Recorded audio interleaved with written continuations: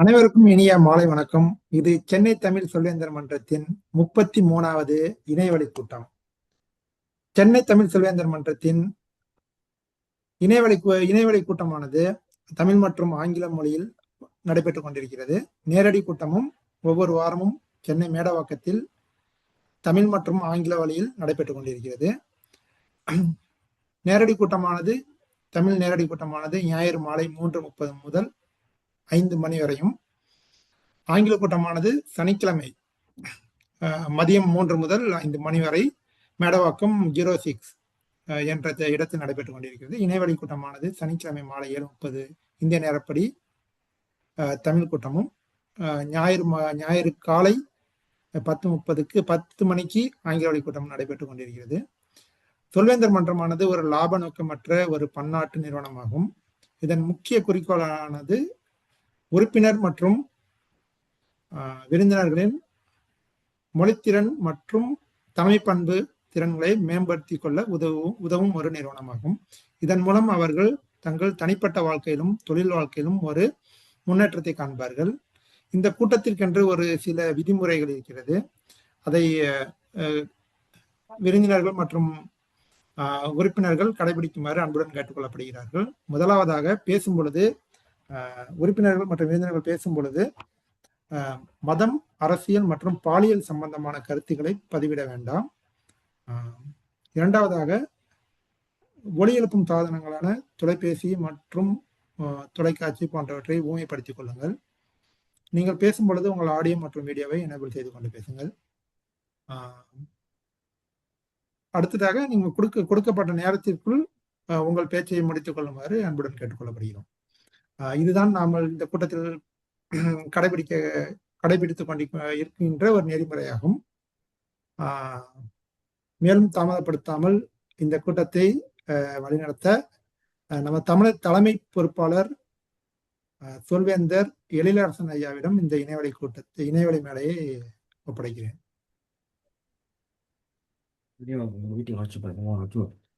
நன்றி வெங்கடேஸ்வரன் அவர்களே. அமுதே தமிழே, அழகிய மொழியே என அன்னை தமிழை வணங்கி சென்னை தமிழ் சொல்வேந்தர் மன்றத்தின் உறுப்பினர்களுக்கும் விருந்தினர்களுக்கும் எனது இனிய மாலை வணக்கத்தை தெரிவித்துக் கொள்கிறேன். நண்பர்களே, சொல்வேந்தர்களே, விருந்தினர்களே, நம்ம மனித வாழ்வினுடைய பயணம் எதை நோக்கி இருக்குது அப்படின்னு பாத்தீங்கன்னா, பெரும்பாலான பேர் கடைசியா ஆரம்பத்துல பல விதமான பதில்களை சொல்லக்கூடும். ஆனா கடைசியா அவங்களுடைய பதில் நீங்க தாண்டி தாண்டி தாண்டி போய் இறுதியா எங்க முடியும்னு பார்த்தீங்கன்னா, மன நிம்மதி. எனக்கு மன நிம்மதி வேணும் அப்படின்றதுதான் முடியும். எனக்கு இன்னைக்கு கார் வேணும், எனக்கு ஒரு நல்ல வேலை வேணும், சிறந்த மக்கள் வேணும், குழந்தைகள் வேணும் அப்படின்னா இது எல்லாமே பெறுவது நம்ம எதுக்காக? கடைசியா ஒரு நிம்மதியான வாழ்க்கைக்காக தான் நம்ம அதை எல்லாத்தையுமே தேடுறோம்.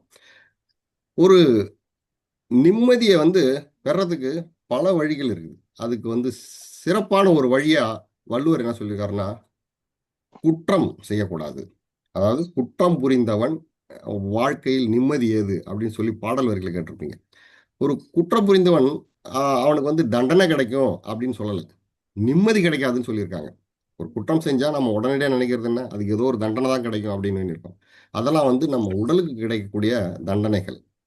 நீங்க உண்மையிலே ஒரு குற்றம் செஞ்சீங்கன்னா உங்க மனசுல இருந்து அதுக்கு ஒரு தண்டனை கிடைக்கும். அதுதான் பெரிய தண்டனையா இருக்கும். அப்ப அந்த நிம்மதியை இழந்துருவோம். இப்ப உடலுக்கு கிடைக்கிற அந்த தண்டனையை விட நம்ம உள்ளத்துக்கும் மனத்துக்கும் கிடைக்கிற அந்த தண்டனை தான் பெருசு. அதனால நிம்மதியை நாடுங்கணும். நிம்மதி போற மாதிரி எந்த குற்றத்தையும் செய்யக்கூடாது. சரிங்க, குற்றம் செய்யக்கூடாது அப்படின்னா எப்படி அதை செய்யறது? வள்ளுவர் ஒரு அருமையான வழி சொல்லியிருக்காரு. அறிவு அற்றம் காக்கும் கருவி அப்படின்னு சொல்லியிருக்காரு. நம்ம அறிவை கொண்டு நம்ம குற்றம் செய்வதை தவிர்க்கணும். இந்த அறிவுன்றது ஒரு வயதுக்கு தகுந்த மாதிரி மாறுபடுங்க. ஒரு சின்ன வயதுல ஒரு 30 வயதுக்குள்ள நீங்க பல விடயங்களை செஞ்சிருப்பீங்க. அதுக்கு உங்களுடைய உடல் பலத்தை பயன்படுத்தியிருப்பீங்க. ஒரு 30 வயதுக்கு மேல உங்களுடைய உடல் பலம் குறையும், அறிவு பலம் அதிகமாகும், உங்களுடைய அனுபவ பலம் அதிகமாகும். நீங்க உடல் பலத்தை பயன்படுத்தி செய்யக்கூடிய ஒரு வேலையும் வயதாக அந்த அறிவு பலத்தை கொண்டு செய்வீங்க. இதுக்கு பல உதாரணங்களை என்னால சொல்ல முடியும். நம்மளுடைய ஜான் பிரதீப் வந்துட்டாரா? வந்துட்டேங்க. நன்றி நன்றி ஜான் பிரதீப். இதுக்கு பல உதாரணங்களை சொல்ல முடியும். எங்க அலுவலகத்துல ஒரு வேலை இருக்கு. அதை வந்து நம்ம உடல் பலத்தை கொண்டு ஒரு வினைய எதிர்வினை ஆற்றணும். அதுக்கு நம்ம கையால தள்ளி விடணும்னு வச்சுங்களேன். அதை வந்து ஒரு 30 வயதான ஒருத்தரால, உடல் பலம் மிக்க ஒருத்தரால செய்ய முடியல. ஆனா 55 வயதான ஒரு அலுவலரால ரொம்ப எளிமையா செய்ய முடியுது. அதுக்கு காரணம் என்னன்னா, உங்களுடைய உடல் பலம் இல்லை, அந்த நேர பலம். சரியான நேரத்துல உடல் பலம் குவித்து அதை தள்ளி விடும்போது அதை அவரால் சாதிக்க முடியுது. அதுக்கு வந்து அவருடைய அறிவு தான் காரணமா இருக்குது. அதனால அந்த அறிவை பெருக்கிறதுக்கு முக்கியமான ஒரு பயிற்சி கூடமா இந்த சொல்வேந்தர் மன்றங்கள் இருக்கு. பல சிறந்த சொல்வேந்தர்கள் கலந்து பல விதமான கருத்துக்களை நமக்கு சொல்றாங்க. அதனால நம்ம அறிவை பயன்படுத்துவோம், அறிவை பலப்படுத்துவோம். ஒரு குறிப்பிட்ட வயது வரைக்கும் தான் உடல் பலம் பயன்படும். அதுக்கப்புறம் நம்முடைய அறிவு பலம் தான் எல்லாத்தையும் சாதிக்க உதவும் அப்படின்னு சொல்லி இன்றைய நிகழ்ச்சிக்குள்ள போவோம். இன்றைய நிகழ்ச்சிக்குள்ள போறதுக்கு முன்னாடி யாராவது விருந்தினர்கள் புதுசா இணைஞ்சிருக்காங்களா? அவங்கள வந்து கொஞ்சம் அறிமுகப்படுத்திக்கோங்க. யாராவது விருந்தினர்கள் இருக்கீங்களா? இன்னைக்கு புதுதா இணைந்தவங்க யாராவது இருக்கீங்களா இந்த கூட்டத்துல? என்னால யாரையும் பார்க்க முடியல. நீங்க இடையில உங்களை பத்தின அறிமுகத்தை கொடுத்துக்கலாம். அப்படி யாராவது நீங்க இணைஞ்சிருந்தீங்கன்னா, இன்றைய கூட்டத்தை சிறப்பா மேற்கொண்டு நடத்த செல்ல நம்மகிட்ட ஒரு சிறப்பான சொல்வேந்தர் இருக்காரு. ஒரு எழுத்தாளர், கதையாசிரியர். சிறப்பான விடயம் என்னன்னா, கதை சொல்றதுல சிறப்பான தேர்ச்சி பெற்றவர். அதுல உலக சாதனை புரிஞ்சிருக்காரு. அதுவும் சாதாரண கதை இல்லை, ஒரு நாடக வடிவிலான மேடை பேச்சுல அவர் விற்பனர். அதுக்கான குழந்தைகளுக்கான பயிற்சி கூடமும் வச்சு பயிற்சி கொடுத்துட்டு இருக்காரு. ஒரு சிறப்பான சொல்வேந்தர் ஜான் பிரதீப் அவர்கள் நம்மகிட்ட இருக்காரு. உங்களுடைய பலத்த கரவொலியோடையும் ஜான் பிரதீப் அவர்களை மேடைக்கு அழைக்கிறேன். ஜான் பிரதீப், இணைய மேடை உங்கள் கையில். நன்றி ஐயா, ரொம்ப ரொம்ப நன்றி. நான் வேகமா இப்பதான் வந்து லாகின் பண்ணியிருக்கேன். நான் ரொம்ப நேரம் எடுக்காம நான் வேகமா தலைப்புக்குள்ள போலான் இருக்கேன். தலைப்புல நான் இன்னைக்கு என்னோட தலைப்பு என்னன்னு யாருக்கா தெரியுமா? ஓகே, கரும்பு தின்ன கூலியா, இதுதான் தலைப்பு. நம்ம எல்லாமே இங்க இருக்கோம். இது வந்து எனக்கு இது நான் முன்னாடியில இருந்தே நான் எப்பவுமே சொல்லுவேன்.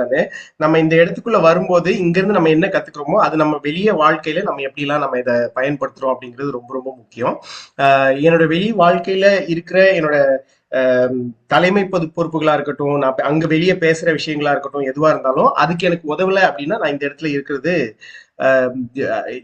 எவ்வளவுக்கு உபயோகமான ஒரு விஷயமா இருக்கும் அப்படின்னு தெரியாது.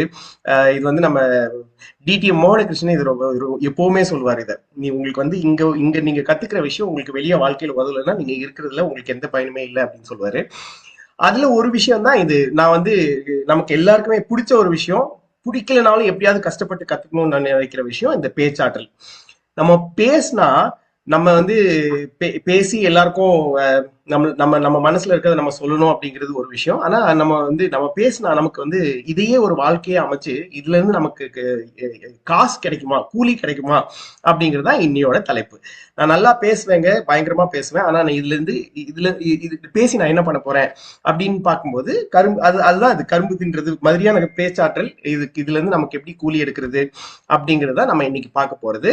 இன்னைக்கு நம்ம பார்க்க போற இந்த விஷயங்களை வந்து நீங்க வந்து கொஞ்சம் கவனமா பார்த்து நீங்க நோட்ஸ் எடுத்து நீங்க உங்க வாழ்க்கையில அப்ளை பண்ணும்போது நிஜமாலுமே கரும்பு தின்றதுக்கு கூலி கிடைக்க போகுது.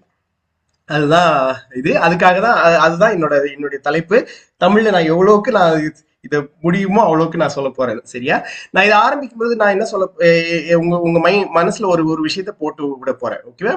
ரொம்ப நல்லா பேசுறவங்க வெளியே பெரிய பேச்சாளரா வருவாங்க அப்படிங்கிறது ஒரு விஷயம் இருக்கும். ஆனா அதுல ஒரு விஷயம் நம்ம எல்லாரும் பார்க்காத ஒரு விஷயம் என்னவா இருக்கும்னா, ரொம்ப நல்லா பேசுறவங்க ஒரு விஷயத்த பத்தி மட்டும் எப்பவுமே பேசுவாங்க. அவங்கதான் வெளியே பெரிய பேச்சாளர்களாக இருப்பாங்க. அவங்களுக்குன்னு ஒரு கொள்கை இருக்கும், அவங்களுக்குன்னு ஒரு கருத்து இருக்கும். அந்த கருத்தை பத்தி மட்டுமே எல்லா இடத்துலயும் பேசுறவங்களா அவங்க இருப்பாங்க. சில பேர் இருப்பாங்க ரொம்ப ரொம்ப அழகா பேசுவாங்க, நீங்க எந்த தலைப்பு வேணா கொடுங்க நான் பேசுறேன் அப்படின்னு சொல்லி பேசுவாங்க. ஆனா அவங்க பெருசா வெளியே வளர்ந்து வர்றதுக்கு அவங்களுக்கு வாய்ப்புகள் கம்மியா இருக்கும். இது வந்து நான் அந்த சைட்ல இருந்து நான் சொல்றேன், சரிங்களா? நான் வந்து நிறைய பேச்சாளர்களை ஒரு ஒரு நிகழ்ச்சிக்கு அழைக்கிற இந்த மாதிரி வேலைகள் நிறைய செஞ்சிருக்கேன். அதே மாதிரி நிறைய பேர் கேட்கும் போது அவங்களுக்கு இந்த மாதிரி இந்த பேச்சாளருக்கு சரியா இருப்பாரு அப்படின்னு சொல்லி அவங்களுக்கு ரெஃபர் பண்ற வேலையும் நான் செஞ்சிருக்கேன். ஆனா அதுல எப்பவுமே அவங்க என்ன சொல்லுவாங்கன்னா, எங்களுக்கு இந்த மாதிரி ஒரு நிகழ்ச்சி நடக்குது, இந்த மாதிரி மக்கள் வராங்க, இந்த மக்களுக்கு இதை பத்தி பேசினா நல்லா இருக்கும், அதுக்கு யார் இருப்பாங்கன்னு எனக்கு கொஞ்சம் சொல்லுங்க அப்படின்னு சொல்லி தான் கேட்பாங்க. நல்லா பேசுற யாராவது ஒருத்தர் கொடுங்க அப்படின்னு சொல்லி கேட்க மாட்டாங்க. இப்போ ரீசெண்டா ஒரு பள்ளியோட வருடாந்திர நிகழ்ச்சிக்காகவும் அவங்க இந்த மாதிரி கேட்டிருந்தாங்க. அப்ப கேட்கும்போது அவங்க மனசுலயே அது தெளிவா இல்லை. அவங்க என்ன கேட்டாங்கன்னா, எங்களுக்கு யாராவது ஒருத்தர் வேணும், யாராவது ஒருத்தர் வேணும்னு கேட்டாங்க. அப்ப நான் வரிசையா சொன்னேன், இந்த மாதிரி இவங்க இருக்காங்க, இவங்க எல்லாம் வந்து பேசினா ஓகேவா அப்படின்னு கேட்கும்போது அவங்க வந்து இல்ல இவங்க எல்லாம் வந்தாங்கன்னா எங்களுக்கு சரிப்பட்டு வராது. அப்போ என்ன வேணும்னு சொல்லுங்க, உங்க பள்ளி எதுக்காக நிலைநிறுத்தி நிக்குது, இதுக்கு இந்த நிகழ்ச்சிக்கு ஏதாவது ஒரு தலைப்பு இருக்கா, அந்த தலைப்புக்கு ஏத்த மாதிரி பேசுறதுக்கு யாராவது நான் கூப்பிட்டா பரவாயில்லையா அப்படின்னு சொன்னப்ப அப்படி கூப்பிடுங்க அப்படின்னு சொன்னாங்க. ரெண்டு சைட்ல இருந்தும் நமக்கு தெரியுதோ தெரியலையோ, தெரிஞ்சோ தெரியாமையோ நம்ம இந்த விஷயத்த நம்ம செஞ்சுக்கிட்டே தான் இருக்கும். அப்போ நான் ஒரு பேச்சாளர் ஆகணும், நான் வந்து பெரிய பல இடங்கள்ல எல்லாரும் கூப்பிடுற அளவுக்கு நான் ஒரு பேச்சாளர் ஆகணும் அப்படின்னு சொல்லி இருக்கும்போது அதுக்கு முதல் விஷயமா நம்ம தெரிஞ்சுக்க வேண்டிய 3 பதில்கள் இருக்கு. முதல் பதில், நான் எதை பத்தி பேசுவேன். 2வது பதில், நான் யார்கிட்ட பேசுவேன். 3வது பதில், நான் பேசும்போது அவங்களுக்கு இதுல இருந்து என்ன கிடைக்க போகுது. இந்த 3 கேள்வி நான் கொஞ்சம் வேகமா சொல்லிட்டேன்னு நினைக்கிறேன். நான் இன்னொரு தடவை சொல்றேன். எதை பத்தி நான் பேசுவேன், அதாவது எதை பத்தி பேசுவேங்கிறதுலயும் ஒரு முக்கியமான விஷயம் என்னன்னா, ஏதோ அவரு இதை பத்தி பேசுறாரு, நானும் இதை பத்தி பேசலாமே அப்படிங்கிறது இல்ல. நம்மளுடைய வாழ்க்கை நடைமுறையில இருந்து, நான் என்னுடைய எக்ஸ்பீரியன்ஸ்ல இருந்து, நான் கற்றுக்கொண்ட விஷயங்கள்ல இருந்து நான் எதை பத்தி வெளியே போய் பேசணும் அப்படிங்கிறது ரொம்ப ரொம்ப முக்கியமான ஒரு விஷயம். அந்த இடத்துலதான் கதை அப்படிங்கிற ஒரு விஷயம் வருது. ஏன்னா இப்போ மகாத்மா காந்தி அப்படின்னு நினைச்சீங்கன்னா உடனே நமக்கு மனசுல ஏதாவது ஒரு கதை வரும். ரயில்ல இருந்து தூக்கி எறியப்பட்ட கதையோ, இல்ல அந்த உப்பு சத்தியாகிரகமோ, ஏதாவது ஒரு கதை மனசுல வரும். அன்னை தெரசா அப்படின்னு சொன்னோடனே நமக்கு மனசுல இன்னொரு கதை வரும். எப்பவுமே அந்த கையில துப்புனாங்க, அதை எடுத்துக்கிட்டாங்க அப்படிங்கிற ஒரு கதை வரும். இந்த மாதிரி நம்ம மனசுல நிக்கிற எல்லாருமே ஒரு ஒரு ஒரு பேரை சொன்னா உடனே அவங்க கதை தான் நமக்கு மனசுல வரும். அப்போ அங்கதான் நம்மளோட கதை நமக்கு முக்கியமா படுது. இவர் இருக்காரு, இவர் இதை செஞ்சிருக்காரு, இவர்கிட்ட இருந்து நம்ம இதை கேட்போம் அப்படின்னு சொல்ற அந்த விஷயம் தான் நமக்கு முதல் படியா இருக்குது. அப்போ அந்த கதைங்கிறது என்னது, நீங்க எந்த ஃபீல்ட்ல இருந்தாலும், எதை பத்தி பேச போறதா இருந்தாலும் அதுல அந்த இடத்துல இருக்கிறதுக்கு ஒரு கதை வேணும். நான் ஒருத்தர் என்னோட மகிழ்ந்து வாங்குறதுக்காக போயிருந்தப்ப எனக்கு ரொம்ப ரொம்ப புதுசு. நான் அதுக்கு முன்னாடி வண்டி ஓட்ட கூட தெரியாது, ஏதோ ஆசையில நான் போய் வாங்க போனேன்.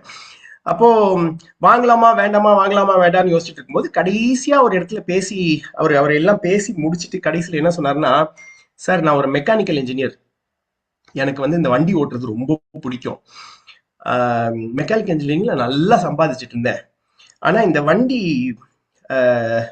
ஒன்னொன்னா பார்த்து அதை சரி பண்ணி அதை ஃபிக்ஸ் பண்ணி அதை ரெடி பண்ணி ஒவ்வொருத்தருக்கா புதுசா எடுத்துட்டு போய் கொடுத்து அவங்க அதுல உட்காந்து அவங்க ஓட்டுறதை பாக்குறதுக்கு எனக்கு அவ்வளவு சந்தோஷம், அதனால அந்த வேலையை விட்டுட்டு நான் இங்க வந்தேன் சார் அப்படின்னு சொன்னாரு. அப்போ நான் பார்த்தேன், இவருக்குள்ள இந்த ஒரு கதை, இந்த கதையினால நான் அந்த வண்டி வாங்கினேன். அப்போ எனக்கு அவர் பேர் மறந்து போச்சு, எல்லாம் மறந்து போச்சு, ஆனா அந்த கதை எனக்கு ஞாபகம் இருக்கு. அப்போ எந்த இடத்துல இருந்தாலும் நான் என்ன செய்யறேன், ஏன் செய்யறேங்கிறதுக்கு கதை முக்கியமான ஒண்ணு. நான் யார்கிட்ட பேச போறேன், அவங்களுக்கு என்ன வேணுங்கிற அந்த 2வது கேள்வி பத்தி 3வது கேள்வி பத்தி நான் இன்னும் கொஞ்ச நேரத்துல நான் வந்து உங்களுக்கு சொல்ல போறேன். அதுக்கு முன்னாடி நம்மளுடைய இந்த நிகழ்ச்சியில என்னெல்லாம் நடக்கும் அப்படின்னு நான் முதல்ல நான் சொல்லிடுறேன். நானு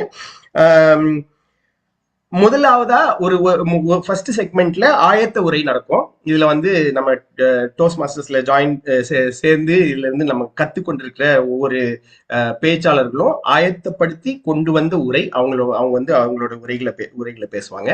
2வதா ஒரு செக்மெண்ட்ல உடனடி பேச்சு அப்படின்னு ஒரு செக்மெண்ட் இருக்குது. அதுல வந்து உங்களுக்கு தலைப்புகள் கொடுக்கப்படும், அதை பத்தி நீங்க குறைஞ்சது ஒரு நிமிஷமாவது பேசணும்.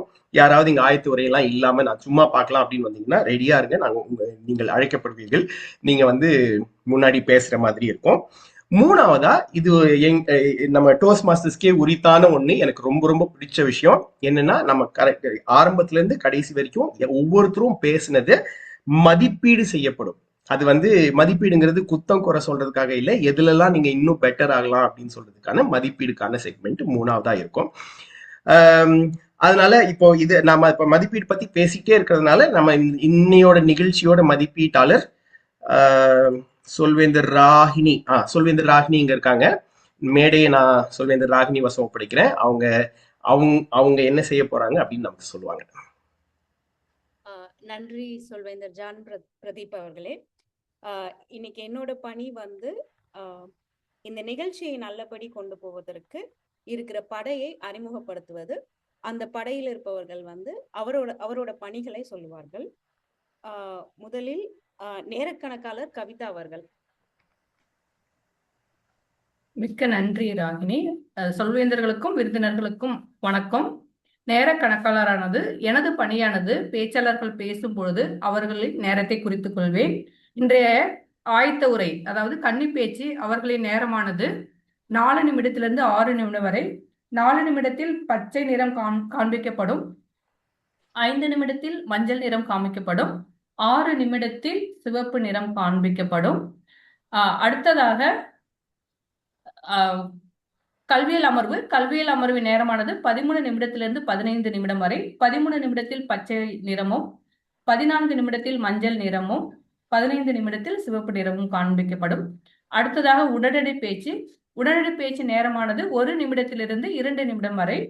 1 நிமிடத்தில் பச்சை நிறமும், 1 நிமிடம் 30 வினாடியில் மஞ்சள் நிறமும், 2 நிமிடத்தில் சிவப்பு நிறமும் காண்பிக்கப்படும். அடுத்ததாக ஆயத்த உரையின் மதிப்பீட்டின் நேரமானது 2 நிமிடத்திலிருந்து 3 நிமிடம் வரை. 2 நிமிடத்தில் பச்சை நிறமும், 2 நிமிடம் 30 வினாடியில் மஞ்சள் நிறமும், 3 நிமிடத்தில் சிவப்பு நிறமும் காண்பிக்கப்படும். அனைத்து பேச்சாளர்களுக்கும் 30 வினாடிகள் மட்டுமே வழங்கப்படும். சிவப்பு நிறம் காண்பித்ததுக்கு அப்புறம் பேச்சாளர்கள் அனைவரும் நேரத்தை கவனமாக கவனிக்குமாறு கேட்டுக்கொள்கிறோம். மேடையை பொது மதிப்பீட்டாளர் ராகினி அவர்களிடம் ஒப்படைக்கின்றோம். மிக்க நன்றி. நன்றி சொல்வேந்தர் கவிதா அவர்களே. அடுத்ததாக நமது படையில் இருப்பவர் கவுண்டர் லதா அம்மா அவர்கள். லதா அம்மா, உங்களுடைய பணியை விவரிக்கவும். நன்றி மேன்மைமிகு சொல்வேந்தர் ராகினி அவர்களே. 33வது இணைய வழி கூடுகையில் கூடியிருக்கும் அனைத்து சொல்லாற்றல் மிக்க சொல்வேந்தர்களுக்கும் எனது பணிவான வணக்கங்களை கனிவோடு தெரிவித்துக் கொள்கிறேன். நான் லதா சுப்பிரமணியன். இன்றைய எனது பணியானது உபரிச்சொல் கணக்காளர். உபரிச்சொல் என்பது கூடுதல் சொற்களாகும். இக்கூடுகையில் சொல்வேந்தர்கள் மற்றும் விருந்தினர்கள் தங்கள் உரைகளில் இது போன்ற வார்த்தைகளை எத்தனை முறை திரும்ப திரும்ப பயன்படுத்தினார்கள் என்பதை குறிப்பெடுத்து இக்கூடுகையின் இறுதி பகுதியில் பொது மதிப்பீட்டாளர் அவர்களின் அழைப்பின் பேரில் எனது அறிக்கையை சமர்ப்பிப்பேன். உபரி சொற்களை கணக்கெடுப்பதால் வரும் நன்மைகள் என்னவென்றால், சொல்வேந்தர்கள் தங்கள் வருங்கால உரைகளில் தேவையற்ற சொற்களை குறைத்து நேரத்தை மிச்சப்படுத்திக் கொள்ளலாம். அது மட்டுமன்றி அவர்களின் பேச்சும் எழுத்தும் தெளிவாகவும் அழகாகவும் வலுவாகவும் இருக்கும். நன்றி. மீண்டும் மேடை பொது மதிப்பீட்டாளர் அவர்களிடம் ஒப்படைக்கப்படுகிறது. நன்றி சொல்வேந்தர் லதா அவர்களே. அடுத்ததாக இலக்கணவாளர் சொல்வேந்தர் TM வெங்கடேஸ்வரன் அவர்கள், உங்களது பணியை சொல்ல அழைக்கிறேன். அனைவருக்கும் வணக்கம். இன்றைய கூட்டத்தில் நான் இலக்கணவாளர் என்ற பொறுப்பை எடுத்துக்கொண்டிருக்கிறேன்.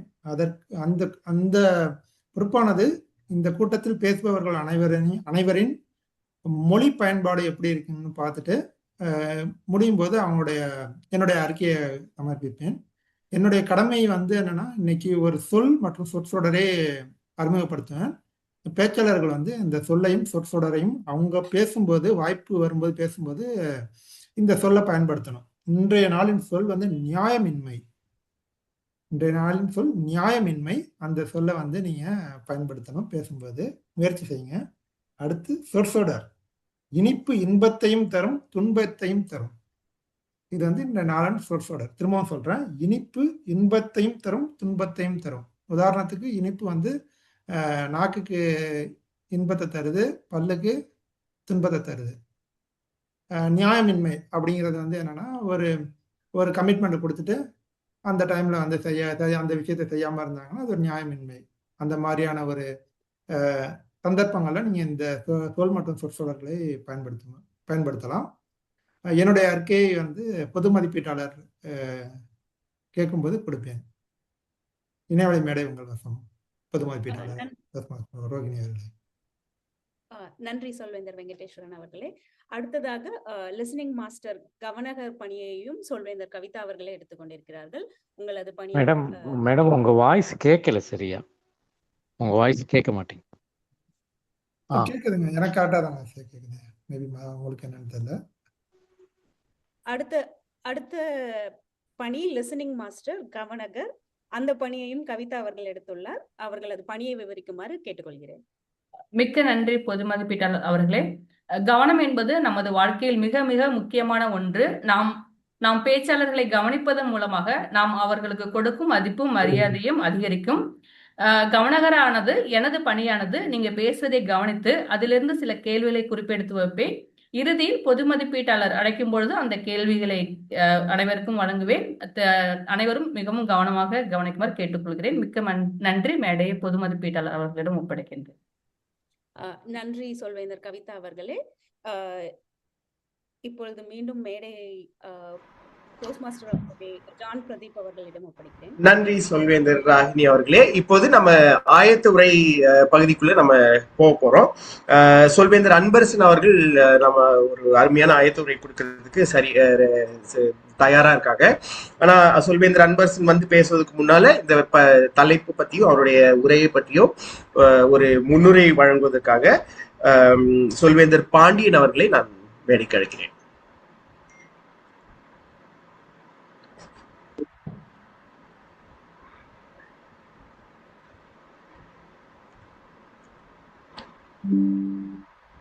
சொல்வேந்தர் பாண்டியன்.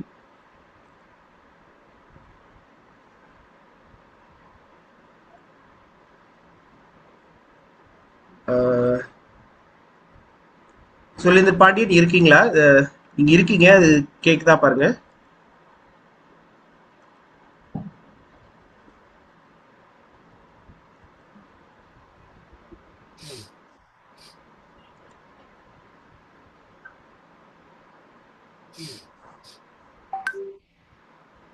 பாண்டியன்.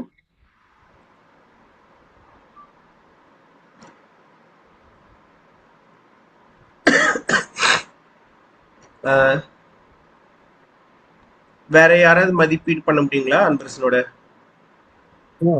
மதிப்பீடு பண்றேன். ஜெயதையா. ஓகே ஓகே, நான் அப்படியே நானே சொல்லிடுறேன். சொல்வேந்தர் பாண்டியன் பிரசன்டேஷன் மாஸ்டரிங்கிற அந்த பாத்வே எடுத்திருக்காரு. அவர் இன்னைக்கு உரையை கொடுக்க போறாரு. 5-7 நிமிடங்களுக்கான உரை இது. அவருடைய தலைப்பு நான் சொன்ன உடனே அவரு ஆரம்பிச்சிருவாரு. சொல்வேந்தர் அன்பரசன், நான் சந்தித்த மிகப்பெரிய சவால். சொல்வேந்தர் அன்பரசன்.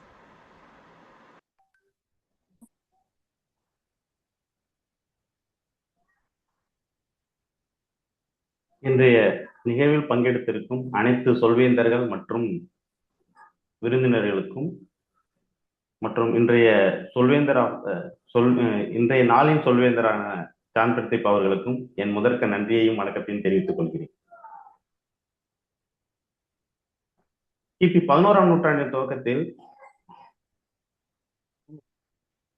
கங்கை வரை படையெடுத்து சென்று பல வெற்றிகளை பெற்ற முதலாம் ராஜேந்திர சோழன் தான் பெற்ற வெற்றியின் அடையாளமாக தமிழ்நாட்டின் இன்றைய அரியலூர் மாவட்டத்தில் கங்கை கொண்ட சோழபுரம் என்ற ஊரை உருவாக்கி அங்கே உலக பிரசித்தி பெற்ற ஒரு சிவன் ஆலயத்தை நிறுவினார்.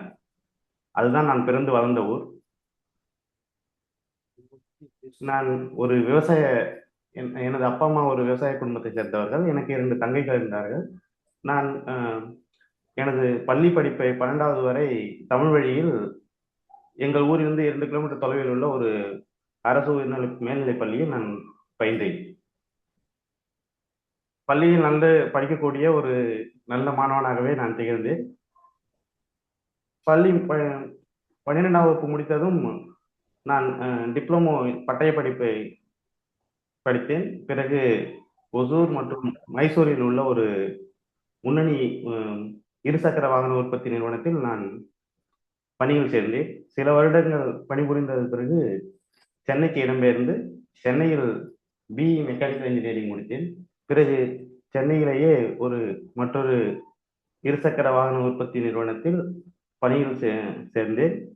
இன்று வரை நான் அங்கே கடந்த 11 ஆண்டுகளாக பணிபுரிந்து கொண்டிருக்கின்றேன். இத்தனை வருடங்களில் நான் பல நபர்களை சந்தித்திருக்கிறேன், பல விஷயங்களை கற்றறிந்திருக்கிறேன், பலருடைய அறிவுரைகளை கேட்டறிந்திருக்கிறேன். ஆனால் என் வாழ்க்கையில் நான் சந்தித்த மிகப்பெரிய சவால் இன்று உங்களிடம் பேசிக் கொண்டிருக்கிறேன் அல்லவா, இதுவே என்னோடது மிகப்பெரிய சவால். அப்புறம் நான் என்னுடைய பள்ளி பருவத்திலிருந்தே மற்றவர்களோட அதிகமா நான் பேசுறது கொஞ்சம் கம்மியா தான் இருக்கும். அதுதான் எனக்கு என் வாழ்க்கையில நான் ஒரு பெரிய பிரச்சனையாவே நான் பார்த்துட்டு இருந்தேன். ஒரு உதாரணம் சொல்லணும்னா, நான் 9ஆம் வகுப்பு படித்துக் கொண்டிருக்கும் போது என்னுடைய தமிழாசிரியர் அந்த வருட ஆண்டு விழாவில் நான் நிறைய போட்டிகளில் பங்கேற்றுக் கொண்டிருந்தேன். கட்டுரை போட்டி, விளையாட்டு போட்டிகள் எல்லாம். ஆனால் நான் மற்றவர்களிடம் பேசுவதற்கு நான்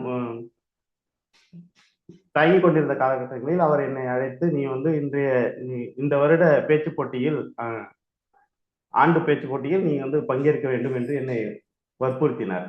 நானும் அவரிடம் தெளிவாகவே விளக்கினேன். எனக்கு இந்த மாதிரி ஒரு மேடையில் நின்று பேசுவதற்கு சற்று கூச்சமாகவும் பயமாகவும் இருக்கும். ஸோ அதனால நான் வேண்டாம் என்று நான் கூறினேன். அவர் விடுவதாக இல்லை. சரி என்று அவர் வற்புறுத்தலால் நான் ஒப்புக்கொண்டேன்.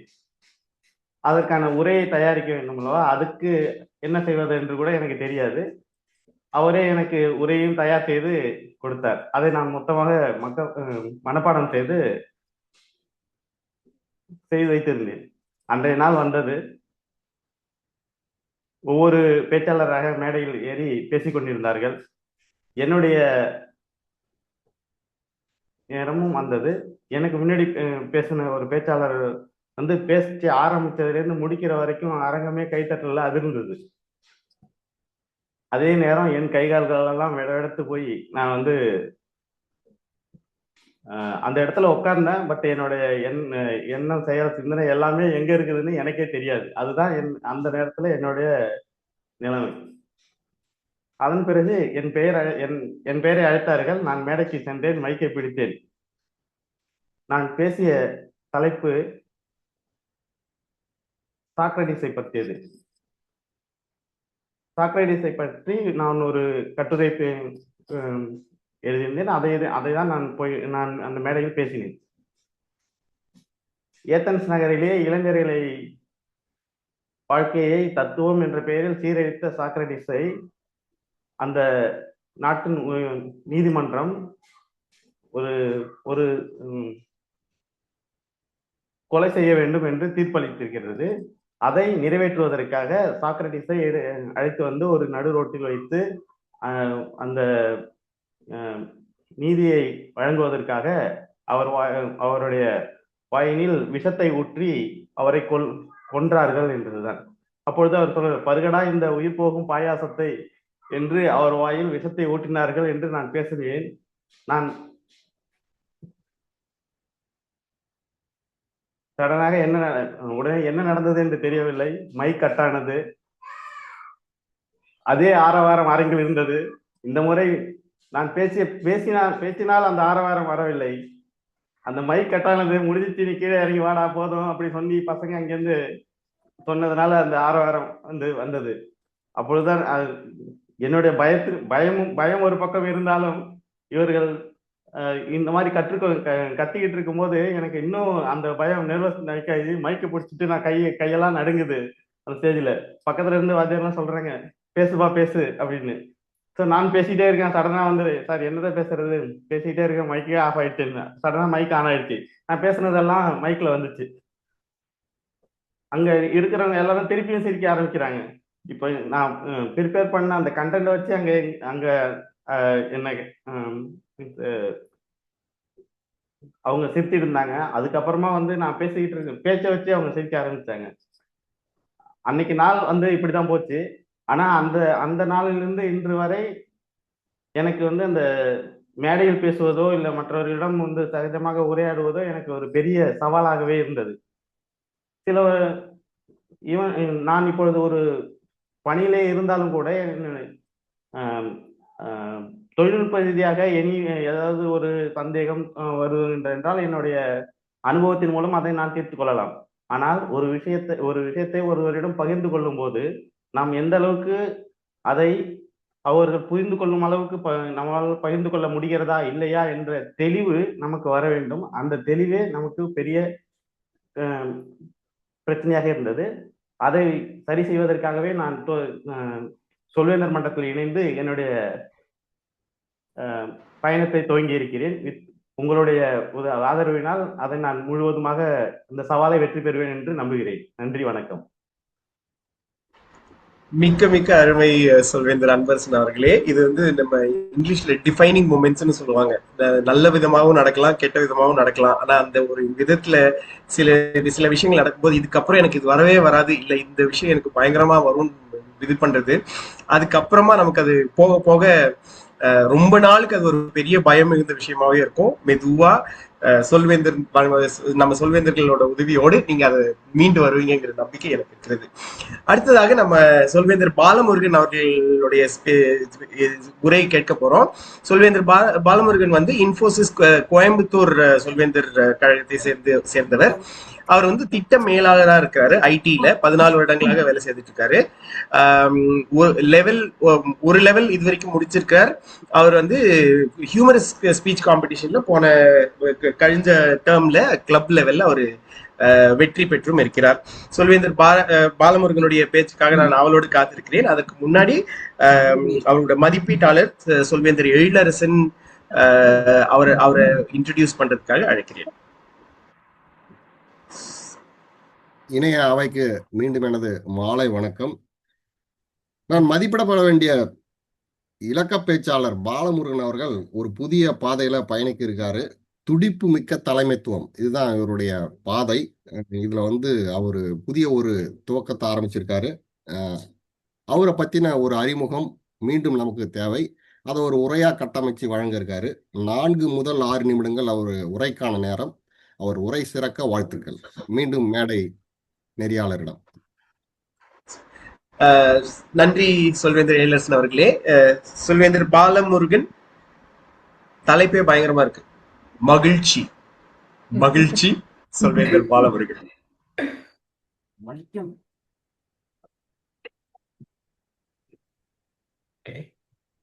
வணக்கம், அனைவருக்கும் வணக்கம். மகிழ்ச்சி என்பது முகத்தில் வருவதில்லை, உள்ளத்தில் பிறப்பது. எல்லோரும் இதே மாதிரி மகிழ்ச்சியாக இருக்க வேண்டும் என்று வேண்டி விரும்பி கேட்டுக்கிறேன்.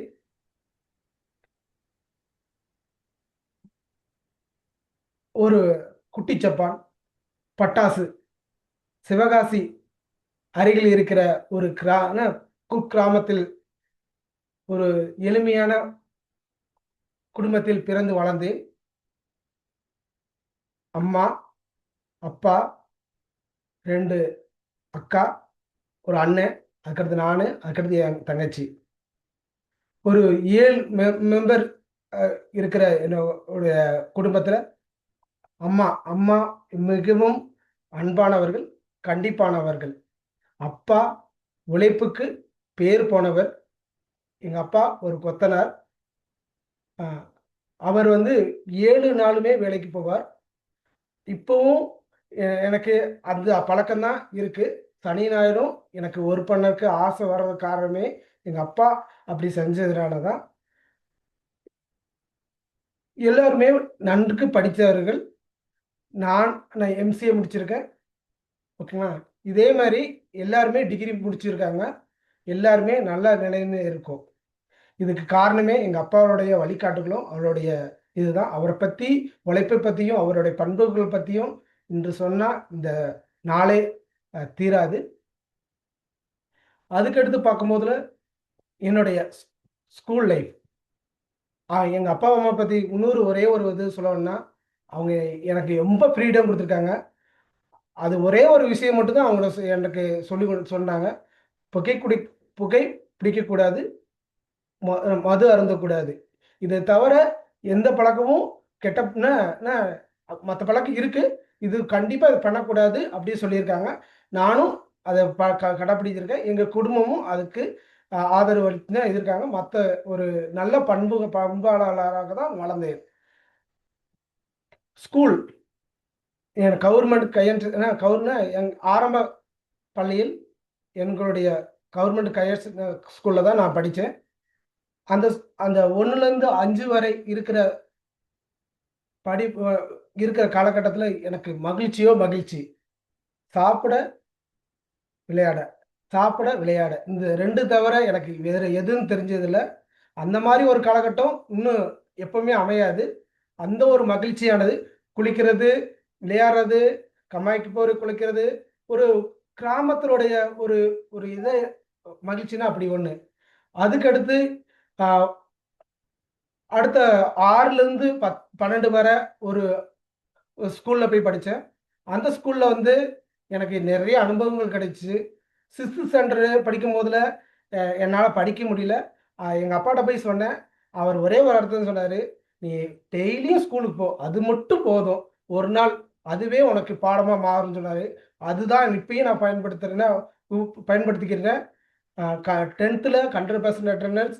அதேமாரி ஸ்கூல்னு காலேஜில் எல்லா செமஸ்டரையுமே 100% அட்டெண்டன்ஸ். இது மாதிரி இப்பயும் ஆஃபீஸ்லேயும் சரி, நான் லீவ் போடாமல் தான் போகிறேன். தேவையானதை மட்டும்தான் லீவ் எடுப்பேன். எல்லார் மீட்டிங், அதுவே டோஸ்ட் மாஸ்டர்ல எல்லா மீட்டிங்கும் அட்டன் பண்ணுறேன். இது மாதிரி அந்த ஒரு கேபிடிபியும் அது வருகிறது. அதுக்கடுத்து என்னுடைய முக்கியமான லைஃப் சேஞ்சிங்னா எங்கள் டீச்சர், கோமதி டீச்சர். அது 7வது படிக்கும் போதுல கணித ஆசிரியர்.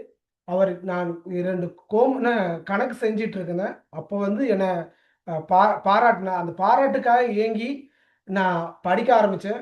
அப்போ தான் எனக்கு நிறைய தெரிஞ்சிச்சு. இந்த பாராட்டு எனக்கு திருப்பி வேணும். இதெல்லாம் மற்றவங்க இது வரைக்கும் பாராட்டுறது, அந்த டீச்சர் பாராட்டுன்னு எனக்கு வித்தியாசமாக இருந்தது. அதனால கணக்கில் அதிகம் ஃபோக்கஸ் பண்ணேன். ஃபஸ்ட்டு அடுத்த வரக்கூடிய பார்க்கில் நான் 40 மார்க்ஸ் எடுத்தேன்.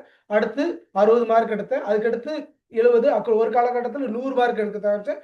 அதுக்கடுத்து எல்லா பாடத்துலையும் நல்லா படிக்க ஆரம்பித்தேன். எங்கள் அம்மாவுடைய ஆசை 10 வரைக்கும் மட்டும் தான் படிக்கணும்னு ஆசைப்பட்டாங்க. ஆனால் அதுக்கடுத்து நான் காலேஜ் போனேன். அதுக்கடுத்து காலேஜ்லேயும் பிஎஸ்சி மேத்தமெட்டிக்ஸ் தான் எடுத்தேன். அதுக்கடுத்து நல்லா படித்தேன். அதுக்கடுத்து எனக்கு இன்ஜினியரிங் படிக்கணும்னு ஆசை. அதனால் எப்படினாலும் எம்சிஏ படிக்கணும். ஆனால் எங்கள் வீட்டு பொருளாதாரத்தினால கண்டிப்பாக படிக்க முடியாத ஒரு சூழ்நிலையால் நான் கண்டிப்பாக இப்போ எம்சிஏ படிக்கணும். அதுக்காக 10th செட்டுக்கு நல்லா ப்ரிப்பேர் பண்ணேன். அதுக்கு மதுரை காமராஜ் யூனிவர்சிட்டியில் நல்ல மார்க்கில் செலக்ட் ஆனேன். எனக்கு 30,000லேயே ஒரு எம்சிஏ கோர்ஸ் முடிச்சிட்டேன். எனக்கு ரொம்ப சந்தோஷமாக இருந்தது. எனக்கு எப்பவுமே முயற்சி செஞ்சால் அது கண்டிப்பாக கிடைச்சிருது. அதுதான் எனக்கு மகிழ்ச்சியானது. அதே மாதிரி படித்து முடித்த பிறகு அதுக்கு வேலைக்கு வேலைக்கு ட்ரை பண்ணிட்டு இருந்தேன். சென்னையில் நிறைய கம்பெனிக்கு அட்டன் பண்ணேன். நிறைய எதுவுமே எனக்கு கிடைக்கல. ஆனால் ஒரு ஒரு ஒரு ஒரு 6 மாதத்தில் எனக்கு ஒரு கோயம்புத்தூரில் ஒரு ஸ்காவான்னு ஒரு கம்பெனியில் எனக்கு வேலை கிடைச்சிச்சு. அங்கேயும் நல்லா வேலை பார்த்தேன். அதுக்கடுத்து ஒவ்வொரு ப்ரொமோஷனாக எல்லாத்தையும் கிடைச்சி ஒரு 4 தடவை மோஸ்ட் பவர்ஃபுல் பிளேயராக தேர்ந்தெடுக்கப்பட்டேன். அதுக்கடுத்து இப்போ ப்ராஜெக்ட் மேனேஜராக இன்போசிஸில் வேலை பார்த்துட்டு இருக்கேன். இது எனக்கு ஒவ்வொரு காலகட்டத்திலையும் எனக்கு வந்துட்டுருக்கு. இப்போ என்னுடைய ஃபேமிலி இங்கே செட்டில் ஆகிருக்கோம். ஒரு புது வீடு வாங்கி இங்கே நல்லா இருக்குது. இன்னும் மகிழ்ச்சியான சந்தோஷங்களை அனுபவிக்க சந்தோஷப்படுறேன். வணக்கம். Back to sir TMOD. Thank you. தமிழ்ல வர நன்றி சொல்வேந்தர். நன்றி சொல்வேந்தர் பாலமுருகன். புதுமை உங்கள் வசம். உங்க வசம். ஓகே. ஓகே, உங்க தலைப்பை நான் லைட்டா மாத்தி வைக்கலாம்னு இருக்கேன். முயற்சி இஸ் ஈக்குவல் டு மகிழ்ச்சி அப்படின்னு அழகா ரொம்ப ரொம்ப அருமையா சொன்னீங்க. அது உங்களோட கதையில ஒரு ஒரு வார்த்தைக்கும் நாங்க கைத்தட்ட வேண்டியதா இருந்துச்சு. ஏன்னா ஒரு ஒரு வார்த்தைக்கும் ஒரு நீங்க உங்களோட சாதனைகளை அடுக்கிக்கிட்டே போனீங்க. ரொம்ப ரொம்ப நல்லா இருந்துச்சு. அடுத்ததாக சிறப்பு கல்வியல் அமர்வு. இது சொல்றதுக்கு முன்னாடி நான் உங்களுக்கு ஒரு விஷயம் சொல்லணும். நான் பள்ளி படிக்கும்போது தமிழ்ல முதல் மதிப்பெண் நான் தான். ஏன்னா அது ஒரு இங்கிலீஷ் மீடியம் ஸ்கூலு. அங்க என்னோட தமிழ் தான் இருக்கிறதுலே நல்ல தமிழா இருந்துச்சு. ஆனா அதுல வந்து 4 மதிப்பெண் எனக்கு வேண்டாம் அப்படின்னு நான் ஒதுக்கி வச்ச 4 மதிப்பெண்கள் என்னன்னா, திருக்குறள் 2 திருக்குறள் எழுதணும். அதுக்கு 10 திருக்குறள் மனப்பாடம் பண்ணணும். நான் மனப்பாடமே பண்ண மாட்டேன். ஒரு தடவை எங்க பிரின்சிபல் என்னை உட்கார வச்சு 9 மணி வரைக்கும் ராத்திரி உட்கார வச்சு, நீ மனப்பாடம் பண்ணாதான் வீட்டுக்கு போக முடியும்னு சொன்னாரு. அப்பவும் மனப்பாடம் பண்ணாம திமிரா உட்காந்து நான் போனேன். இப்ப சென்னை தமிழ் சொல்வேந்தர் மன்றத்துக்கு வந்ததுக்கு அப்புறம் இந்த திருக்குறள் மேல எனக்கு கொஞ்சம் கொஞ்சமா வந்துட்டு இருக்குன்னு நினைக்கிறேன். அதுக்கு ஏத்த மாதிரி இன்னைக்கு ரொம்ப ரொம்ப அருமையாக சொல்வேந்தர் நஸ்ரீன் சித்தாரா அவர்கள் வந்து திருக்குறள் பற்றி ஒரு சிறப்பு கல்வியல் அமர்வு தர போறாங்க. நஸ்ரீன் சித்தாரா வந்து தமிழ் ஆர்வலர், வாசிப்பை நேசிப்போம் என்னும் வகையை சேர்ந்தவர். மிகவும் பிடித்தது புத்தக வாசிப்பு, கவிதை எழுதுவது. கவிதை எழுதுவதும் அவ்வப்போது உண்டு. எப்போதும் ஏதேனும் ஒன்றை புதிதாக கற்றுக்கொள்ள முயற்சி செய்து கொண்டே இருப்பார். மொழிகள் பல கற்க ஆசை. தற்போது 4 மொழிகள் பேச தெரியும். 5வதாக ஜாப்பனீஸ் மொழியை இணைய வாயிலாக கற்றுக்கொண்டிருக்கிறார். இவ்வளவு மொழி மீது இவ்வளவு ஆர்வம் கொண்ட நஸ்ரீன் அவர்கள் மிகவும் மிகவும் அருமையான தலைப்பாக திருக்குறளும் பேச்சு வன்மையும், இந்த ஆங்கிள் நான் யோசிச்சதே இல்லை. நான் இந்த பேச்சுக்கு நான் உற்சாகத்தோடு காத்திருக்கிறேன். நஸ்ரீன் சித்தாரா, மேடை உங்கள் வசம். நன்றி நாளின் சொல்வேந்தர் அவர்களே. எனது அறிமுகத்துக்கு மிக்க நன்றி. என் அன்பான சென்னை தமிழ் சொல்வேந்தர் நண்பர்களே மற்றும் இன்றைய கூடுகையில் இணைந்திருக்கும் விருந்தினர் அனைவருக்கும் எனது வணக்கம். இந்த உலகத்துல மனிதனை உயர்த்தவும் வீழ்த்தவும் ஒரே ஒரு விடயத்தால் முடியும். அது எதுமல்ல, பேச்சு. ஒருவருடைய பேச்சு அவரை உயரத்திற்கும் கொண்டு செல்லும், வீழ்த்தவும் முடியும். அத்தகைய சக்தி வாய்ந்த பேச்சினை எப்படி பயன்படுத்த வேண்டும், எவ்வாறு பயன்படுத்த வேண்டும் என்பது எப்பவுமே கவனம் இருக்க வேண்டும். இன்று இந்த மாதிரியான சொல்வேந்தர் மன்றங்கள், டோஸ்ட் மாஸ்டர்ஸில் நாம் கூடியிருப்பது எதனால் என்பதால் பேச்சு தன்மையை வளர்த்துக் கொள்ள, பேச்சை எப்படி கையாள வேண்டும், சரியாக எப்படி பேச வேண்டும் என்று புரிந்து கொள்ளவே இத்தகைய கூடுகைகளில் நாம் இன்றைய காலங்களில் கூடியிருக்கிறோம். இதில் ஒவ்வொருவருக்கும் அவரவர் துறைகளில் அதனை எப்படி பயன்படுத்த வேண்டும் என்ற ஒரு எண்ணங்கள் இருக்கும். அதை சார்ந்ததாகவே நமது இது அமைந்திருக்கிறது. ஒரு மனிதன் வந்து பேச ஆரம்பித்த காலத்திலிருந்தே அவங்க எப்ப கம்யூனிகேஷன் அந்த பேச ஆரம்பித்திருக்காங்களோ அப்பொழுதுல இருந்துதான் அவர்களுடைய அந்த சமுதாயம் அப்படிங்கிற ஒரு விஷயத்துக்குள்ள வராங்க, விரிவடைகிறது. அந்த சமுதாயத்தில் பிறருடன் தொடர்பு கொள்ள ஆரம்பித்த பின்னரே அந்த உறவுகள் என்று ஒன்று உண்டாக்கி இருக்கிறது. இதில் எப்படி பேச வேண்டும், அது போக அதில் தலைமைகள் என்று உருவானது. இது அனைத்துமே 2000 ஆண்டுகளுக்கு முன்னரே திருக்குறள் எனும் நூலில் திருவள்ளுவர் நமக்கு சொல்லி இருக்கிறார், எப்படி இருக்க வேண்டும் என்று சொல்லியிருக்கிறார். பாத்தீங்கன்னா, சொற்களின் சக்தி அது எப்படி இருக்கணும் அப்படின்னா, ஒரு மனித வாழ்க்கையை தீர்மானிக்க கூடியதாகவும் நல்ல வகையில் கொண்டு செல்வதற்காகவும் இன்னொருவருடன் தொடர்பு கொள்ளும் போது அவர்களுக்கு இதன் உண்டான ஒரு இணைப்பை உண்டாக்குவதாகவும் அந்த சொல் அமைய வேண்டும். அந்த பேச்சு அப்படி இருக்க வேண்டும். ஆனா இப்போ நமக்கு ஒரு கேள்வி எழுகிறது, பேச்சு என்பது என்ன? பேச்சு என்பது என்ன? அது வெறும் திறன்தானா? Is just a skill? பேச்சு என்பது வெறும் திறன்தானா? ஒரு பேச்சு தலைவர்களையும் உண்டாக்கும். அதுவே சரியற்ற ஒரு பேச்சு ஒரு சமூகத்தை வீழ்த்தவும் செய்யும். பேச்சு என்பது என்ன என்ற இந்த கேள்விக்கு ஐயன் வள்ளுவன் நமக்கு பதில் அளித்திருக்கிறார். 2000 ஆண்டுகளுக்கு முன்பே நம்மிடம் இருந்து வெளிவரும் ஒரு வார்த்தைகளின் பொறுப்பையும் ஒழுக்கத்தையும் திருக்குறள் சொல்லியிருக்கிறது. இது வெறும் தமிழ் இலக்கியம் மட்டுமல்ல, மனிதர்கள் எப்படி பேச வேண்டும், எப்படி ஒருவருடன் ஒரு பேச்சால் தொடர்பு கொள்ள வேண்டும் என்று நமக்கு உணர்த்தி இருக்கக்கூடிய ஒரு உலக தொடர்பு ஒழுக்க கையேடு என்று சொல்லலாம். கம்யூனிகேஷன் ஸ்கில் அப்படிங்கிறதுக்கான ஒரு கைடு அப்படின்னு சொல்லலாம் திருக்குறளை. திருக்குறள் பேச்சு திறனை வழிநடத்தும் ஒரு சிறந்த நூல். இதை யாரும் மறுக்க முடியாது, நான் அறுதியிட்டு கூறுவேன். பேச்சு திறன் என்றால் என்ன?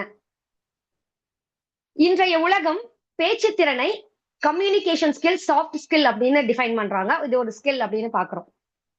ஆனால் திருக்குறள் இதை வந்து ஒரு நெறியோடு, வாழ்க்கை நெறியோடு இணைத்து சொல்கிறது. It's not just a skill. இது வந்து ஒரு நம்மளுடைய வாழ்க்கை நெறியோடு இணைந்ததாக அமைகிறது.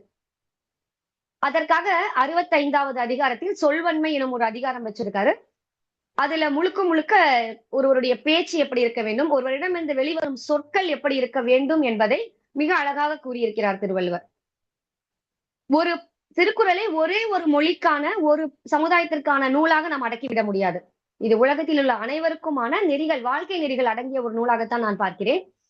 இந்த திருக்குறள்ல பாத்தீங்கன்னா, திருக்குறளோட பார்வையில வந்து அதிகம் பேசுவது பேச்சல்ல, அதிகமாக பேசுவதுங்கிறது பேச்சு கிடையாது. அதே மாதிரி உயர்ந்த குரல்ல பேசுவதும் பேச்சு ஆயிடாது.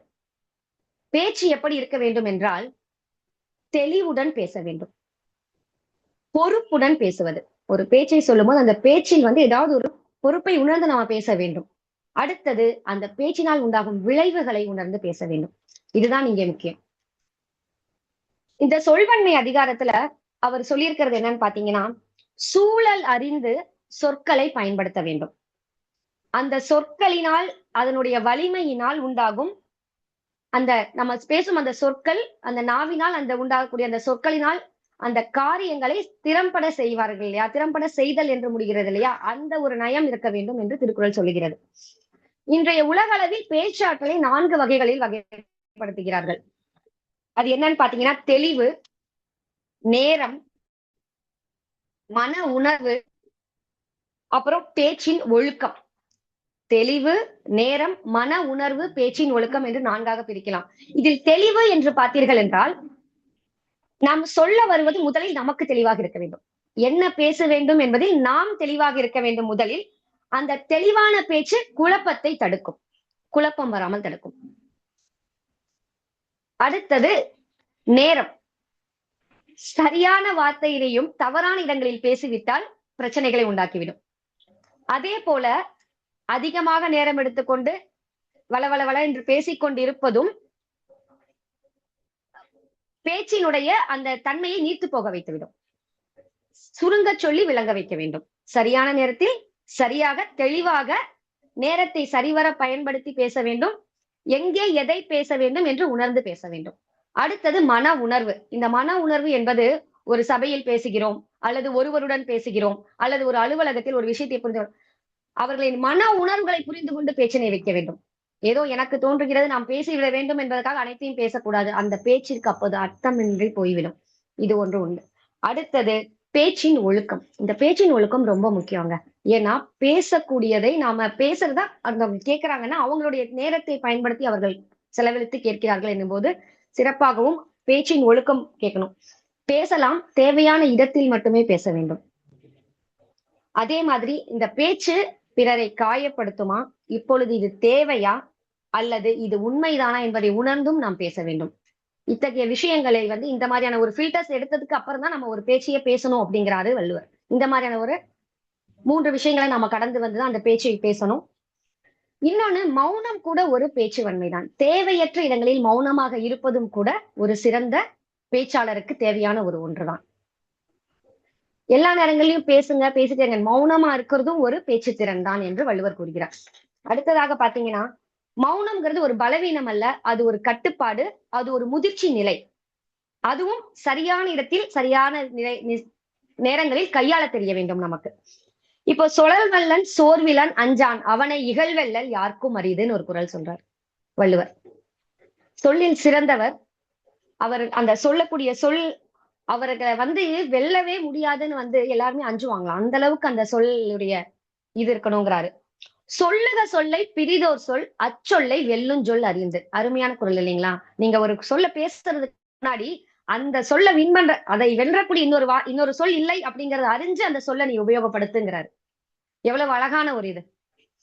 இனிய உளவாக இன்னாத குறள் கனி இருப்ப காய் கவர்ந்தற்றுங்கிறாரு. அதாவது நல்ல சொற்கள் இருக்கப்போ அந்த சொற்களை பயன்படுத்தாமல் தவறான சொற்களை பேசி நீங்க வந்து ஒரு கனி இருக்கும்போது ஒரு காயை சாப்பிட்டா எந்த அளவுக்கு இதா இருக்குமோ அந்த மாதிரியான விஷயங்கள்னு சொல்றாரு. இது எல்லாமே இப்போ இல்ல, பல வருடங்களுக்கு முன்பாகவே சொல்லப்பட்டது. இது நமக்கு வாழ்க்கை நெறி. இதெல்லாம் அப்போ ஒரு பாட புத்தகத்தில் பாடமாக படித்த போது புரியாதது இப்பொழுது இதெல்லாம் நமக்கு வாழ்க்கைக்கு தேவைப்படுகிறது. சில நேரங்களில் சிலர் நம்மை அனைவருக்கும் எல்லா நேரமும் எல்லாம் அமைந்து விடாது. சிலர் தொந்தரவாக இருக்கும்போது கூட இத்தகைய ஒரு மனநிலைமையை நாம பெற்றுக்கொண்டால், யாராவது இது ஒரு உதாரணத்துக்காக சொல்கிறேன், அப்படி இப்படி காலை மிதிச்சுட்டு போனா கூட அப்படின்னு ஏதாவது ஒரு இதா சொல்லாம தேங்க்யூன்னு சொல்லிட்டு போற மாதிரியான மனநிலைக்கு நம்ம வந்துட்டோம். சோ இட்ஸ் ஓகே அப்படி. ஏன்னா அது என்னன்னா அவரு தெரியாம பண்ணிக்கலாம், தெரிஞ்சு பண்ணிக்கலாம். நம்ம வந்து அந்த உபயோகப்படுத்தும் வார்த்தை, அதில் இருக்கிறது. வார்த்தைகளுக்கு சக்தி உண்டு, சொற்களுக்கு சக்தி உண்டு. அதை நாம பயன்படுத்தும் விதத்திற்கும் அந்த நிலைமைக்கும் நாம் வந்து நிச்சயமாக அதன் பலனை நாமும் பெறுவோம், நம்மை சார்ந்தவர்களும் பெறுவார்கள். இந்த சொல்லை இன்னொரு சொல் வெல்லாது என்று தெரிந்து அந்த சொல்லை சொல்லுங்கிறாரு. அதான் அந்த சொல்லுக சொல்லை பிரிதோர் சொல் அச்சொல்லை வெல்லும் சொல் அறிந்து. கேட்டார் பிணிக்கு தகைவாய் கேளாரும் வேட்ப மொழிவதாம் சொல். சொல்லும் போது அந்த சொல் கேட்பவரை தன்வயப்படுத்தக்கூடியதாக இருக்க வேண்டும். அதை கேட்காதவர் கூட இதை கேட்கணும் என்று ஆசைப்படக்கூடியதாக இருக்க வேண்டும் என்று சொல்றார். அந்த நம்ம பேசுற பேச்சு அப்படி இருக்கணும். இப்ப இவங்க பேசுறாங்களா, ஐயோ இருந்து 2 நிமிஷம் கேட்கலாம்.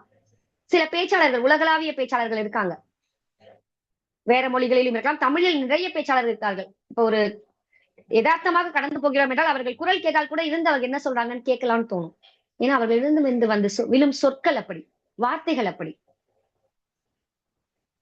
ஒரு பேச்சுங்கிறது ஒரு ஜஸ்ட் ஸ்கில்லா மட்டும் பார்க்காம, அது திறனாக மட்டும் அல்லாமல், திருக்குறளின் பார்வையில் அதை வந்து ஒரு பேச்சு திறனாக, அந்த பேச்சை எப்படியெல்லாம் வடிவமைக்கலாம்.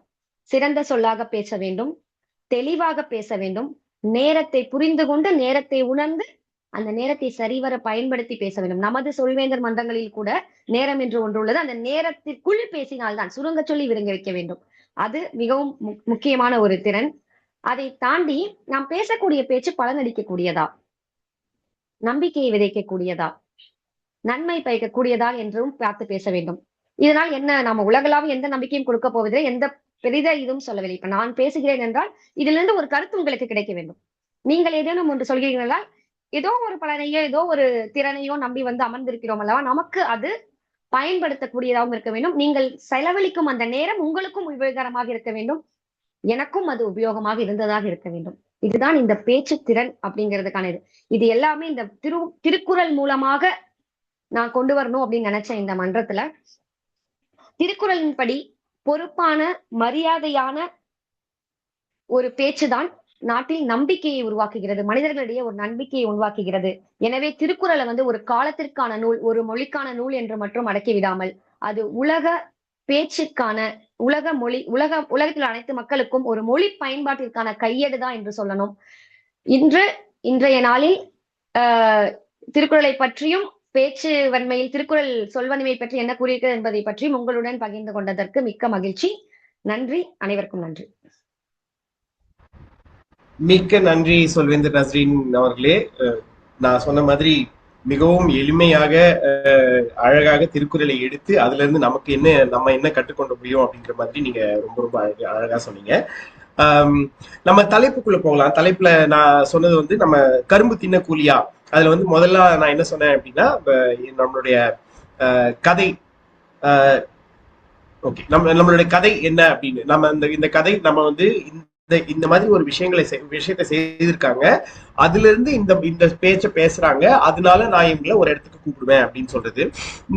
நீங்க பாத்தீங்கன்னா எல்லா இடத்துலயுமே பெரிய விருந்தினர்களா அழைக்கப்படுவர்கள் எல்லாருமே வந்து, ஓ இவர் இது செஞ்சிருக்காரா அதனால இவரை கூப்பிடுவோம், ஓ இவர் இதுல இந்த மாதிரி இடத்துல இருந்திருக்காரா அதனால இவரை கூப்பிடுவோம். அது வந்து லிவ்ட் எக்ஸ்பீரியன்ஸ்னு சொல்லுவாங்க ஆங்கிலத்துல. அந்த மாதிரி ஒரு லிவ்ட் எக்ஸ்பீரியன்ஸ்ல இருந்து வரும்போது அதுல இருந்து அந்த கதை, அந்த கதையால ஈர்க்கப்படும் போது மக்கள் வந்து அவங்களை கூப்பிட்டு நம்ம பண்ணுவோம் அப்படின்னு சொல்லி பண்ணுவாங்க.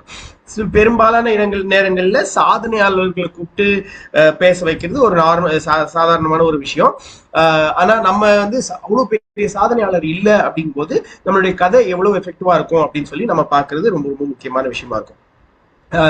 நான் பேச்சாளரா ஒவ்வொரு இடத்துக்கு போகும்போதும் ஒரு பெரிய விஷயம் என்ன அப்படின்னா, நான் ஆக்சுவலா இன்ட்ரோவர்ட், அது தமிழ்ல என்னன்னு தெரியல, இன்ட்ரோவர்ட், ரொம்ப ரொம்ப இன்ட்ரோவர்ட்டடான நானு மேடை ஏறும்போது பயங்கரமா பேசுவேன். மேடையில இருந்து கீழே இறங்கினதுக்கு அப்புறம் நான் வந்து ஐயோ அப்படின்னு சொல்லிட்டு ரொம்ப பம்மி சாதாரணமா நிப்பேன் நானு. அது எப்படி நடக்குது அப்படின்னா, நான் மேடை ஏறும்போது நாடகம் எனக்கு நான் கத்துக்கொண்டதுனால அந்த நாடகத்தோட இது வந்து எனக்கு உதவி பண்ணுது அப்படிங்கிறது என்னுடைய கதை. அதனால நாடக வாயிலாக எப்படியெல்லாம் பேசணும், இல்ல நாடகம் வழியா நம்மளோட இன்ட்ரோவர்டட்னஸ், நம்மளோட அந்த ஷைனஸ் எல்லாத்தையும் மாத்துறதுக்கு என்ன பண்ணணும் அப்படின்னு நினைக்கும் போது மக்கள் வந்து என்ன கூப்பிட ஆரம்பிக்கிறாங்க. அந்த மாதிரி ஒவ்வொருத்தருக்கும் ஏதாவது ஒரு சின்ன விஷயம் இருக்கும். அந்த விஷயத்த வச்சு நம்ம வந்து அதை நம்ம ஒரு கதையா வெளியே சொல்லும் போது அந்த கதை வந்து மக்களை ஈர்க்க ஆரம்பிக்கும். இப்போ இது எப்படி நடக்கும்? ஒவ்வொரு மேடை கிடைக்கும் போதும், ஒவ்வொரு வாய்ப்பு கிடைக்கும் போதும் உங்களுடைய கதையோட ஒரு சிறு பகுதியாவது நீங்க வெளியே சொல்லிக்கிட்டே இருக்கணும். சொல்லிக்கிட்டே இருக்கும்போது அது மக்களோட மனசுல அது ஓடிக்கிட்டே இருக்கும். அப்போ அவங்க இது பண்ண ஆரம்பிப்பாங்க. இன்ஸ்டாகிராம்ல பேசும்போது, போஸ்ட் போடும்போது, எங்க போட்டாலும் இந்த ஒரு சிறு பகுதியே உங்களோட கதையோட ஒரு சிறு பகுதி இருந்துகிட்டே இருக்கும். அது மெதுவா அந்த கரும்பு தின்ன கூலி ஜேர்னிக்கு உங்களை எடுத்துக்கொண்டே போகும். நோவா நமக்கு கோயம்புத்தூர்ல நடந்துச்சு. நோவா அது நடக்கும்போது நீங்க அங்க வந்திருந்தீங்கன்னா, அங்க நம்ம ஒரு அக்ரிடேட்டட் ஸ்பீக்கரா இருந்தவர், அவர் இதே பத்தி தான் நம்ம பேசுறாரு. நம்மளுடைய கதை என்ன, இந்த கதையினால நம்ம மக்களுக்கு நம்ம எப்படி இன்னும் நிறைய பேருக்கு ரீச் ஆகலாம் அப்படிங்கறத பத்தி பேசிட்டு இருந்தாரு. உங்க கதையை பத்தி யோசிச்சுக்கிட்டே இருங்க. யாருக்கு இந்த கதை உபயோகமா இருக்குங்கிறத பத்தியும் நீங்க யோசிச்சுக்கிட்டே இருங்க. சிறு குழந்தைகளுக்கா, எந்த வேலையில இருக்கவங்களுக்கு, என்ன இன்ட்ரெஸ்ட் இருக்கவங்களுக்கு அப்படின்னு யோசிச்சுக்கிட்டே இருங்க. இது யோசிச்சுக்கிட்டே இருக்கும்போது நான் வந்து உங்களுக்கு உடனடி பேச்சு நடத்தக்கூடிய அடுத்த சொல்வேந்தரை உங்களுக்கு அறிமுகப்படுத்த போறேன். அடுத்து நமக்கு பண்ண போறது, நானும் வெள்ளூர் சொல்வேந்தர் கழகத்தை சேர்ந்தவர், அவங்களும் வெள்ளூர் சொல்வேந்தர் கழகத்துல இருந்து வந்திருக்காங்க. சொல்வேந்தர் கேர்லின். இவங்க வந்து 21 வருஷமா சிஎம்சில நியூரோ டெவலப்மெண்டல் பிரிவுல இருக்கிற குழந்தைகளுக்கும் பெற்றோருக்கும் அவங்க வந்து சேவை செய்து கொண்டிருக்கிறார்கள். அவங்களோட அணுகுமுறை எப்படி இருக்குன்னா, அவங்களோட அந்த குழந்தைகளோட வாழ்க்கைக்கு ரொம்ப சவாலான தருணங்கள்ல அவங்களுக்கு நம்பிக்கை கொடுக்கறதும், தெளிவு ஆதரவு கொடுக்கறதும் அவங்களோட இதுவா இருக்கும். ஒரு டோஸ்ட் மாஸ்டரா அவங்க வந்து ஒரு பொது பேச்சாளராக ஆய்வுகளையும் உண்மை வாழ்க்கை அனுபவங்களையும் இணைத்து நிறைய கதைகள் சொல்லுவாங்க. பல்வேறு வாழ்க்கை பின்னணியில் உள்ள மக்களை பத்தி கதைகளையும் சொல்லி அவங்களுடைய உரைகள் வந்து அவங்க சக்தி தரும் உரைகளை வழங்குவாங்க. அடுத்ததாக சொல்வேந்தர் கேர்லின் அவர்களை நான் மேடைக்கு அழைக்கிறேன். நன்றி சொல்வேந்தர் ஜான் பிரதீப் அவர்களே. அனைத்து சொல்வேந்தர்களுக்கும் அனைத்து விருந்தினர்களுக்கும் வணக்கத்தை முதலாக நான் கூறிக்கொள்கிறேன். இப்பொழுது வந்து எல்லா சொல்வேந்தர் மன்றங்களிலும் ஒரு காய்ச்சல் பரவி கொண்டு இருக்கிறது. அது என்ன காய்ச்சல் என்று தெரியுமா? Level completion. கரெக்ட். சில இடங்களில் பறவை காய்ச்சல் பரவி கொண்டே இருக்கிறது. டோஸ்ட் மாஸ்டர்ஸ் மன்றங்களில் இப்பொழுது சர்வதேச போட்டி மற்றும் உடனடி பேச்சு போற்றி கான்டெஸ்ட் மோடில் எல்லா சொல்வேந்தர்களும் பரபரப்பென்று எல்லாரும் எல்லா மன்றங்களில் இருக்கும் சொல்வேந்தர்களும் கியர் அப் ஆயிட்டு இருக்கிறார்கள். இப்பொழுது டோஸ்ட் மாஸ்டர் வெங்கடேஷன் இந்த கூட்டத்தின் ஆரம்பத்தில் சொன்னார்கள்ல, இனிப்பு இன்பத்தையும் தரும், இனிப்பு துன்பத்தையும் தரும். இப்பொழுது நான் எல்லாரையும் துன்பப்படுத்துறதுக்கு நான் என்னுடைய தயாராக வந்திருக்கிறேன். இப்போ முதலாக ஒரு சில கேள்விகளுக்கு ஏற்கனவே டோஸ்ட் மாஸ்டர்ஸ் ஆய் இருக்கக்கூடிய நண்பர்கள் முன்பாக வந்து உங்களுடைய உரையை ஆற்றுங்கள்.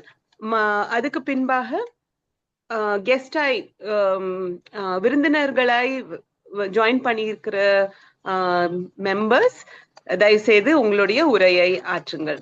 சோ முதலாக யார் வருவது? கையை வைத்துங்கள். எனக்கு கொடுங்க. Very good. எழிலரசன் ஐயா அவர்களே, உங்களுடைய தலைப்பு துன்பம் என்பது மனித வாழ்வில் அவசியமானதா? துன்பம் என்பது மனித வாழ்வில் அவசியமானதா? சொல்வேந்தர் எழிலரசன் அவர்களே.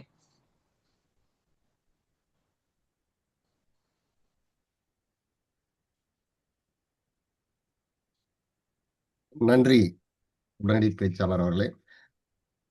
அனைவருக்கும் இனிய மாலை வணக்கம். துன்பம் என்பது அவசியமானதா அப்படின்னா, என்னுடைய பதில் வந்து அவசியமானதுன்னு சொல்ல மாட்டேன், ஆனா தேவையானதுன்னு சொல்லுவேன். இதுதான் என்னுடைய பதிலா இருக்கும் இந்த கேள்விக்கு. அஹ், இப்போ உங்களுக்கு நீங்க வயிறார சாப்பிடணும் அப்படின்னு யாராவது ஒருத்தவங்க சொல்றாங்கன்னா, அந்த வயிறார சாப்பிடுறதுக்கு முக்கியமான தேவை என்ன அப்படின்னு கேட்டிங்கன்னா, பல பேர் என்ன சொல்லுவாங்க, நல்ல வேலை, நல்ல சம்பளம், சுவையான சாப்பாடு, இதெல்லாம் சொல்லுவாங்க.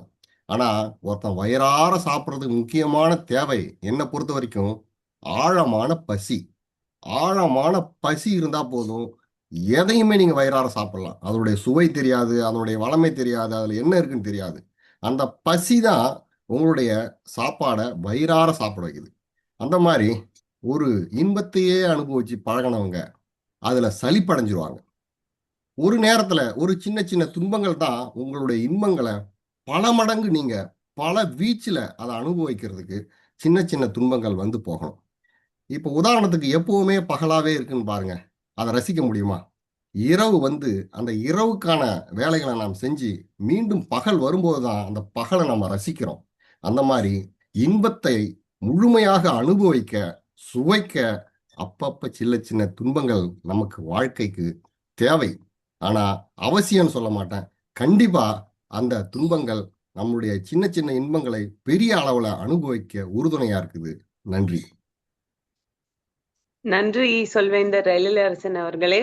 மிக ஆழமான கருத்தை மிக அழகாக எங்களுக்கு வடிவமைச்சு கொடுத்ததுக்காக நன்றி. இப்பொழுது இரண்டாவது கேள்விக்கு போகிறோம். யாராவது வாலண்டியர்ஸ், கெஸ்ட்? ஓகே, சொல்வேந்தர் ஜவஹர் ஐயா அவர்களே, சிறிய குளத்தில் பெரிய மீனாக இருப்பது சிறந்ததா அல்லது பெரிய குளத்தில் சிறிய மீனாக இருப்பது சிறந்ததா? சிறிய குளத்தில் பெரிய மீனாக இருப்பது சிறந்ததா அல்லது பெரிய குளத்தில் சிறிய மீனாக இருப்பது சிறந்ததா? சொல்வேந்தர் ஜவஹர். நன்றி அன்பு சகோதரி அவர்களே. அதாவது சிறிய குளத்தில் பெரிய மீனாக இருப்பது சிறந்ததா, பெரிய இடத்தில் சிறிய மீனாக இருப்பது சிறந்ததா? ஒரு கேள்வி, ரொம்ப விசித்திரமான கேள்வி. அது யார சம்பந்தப்பட்டவர்களை பொறுத்தது.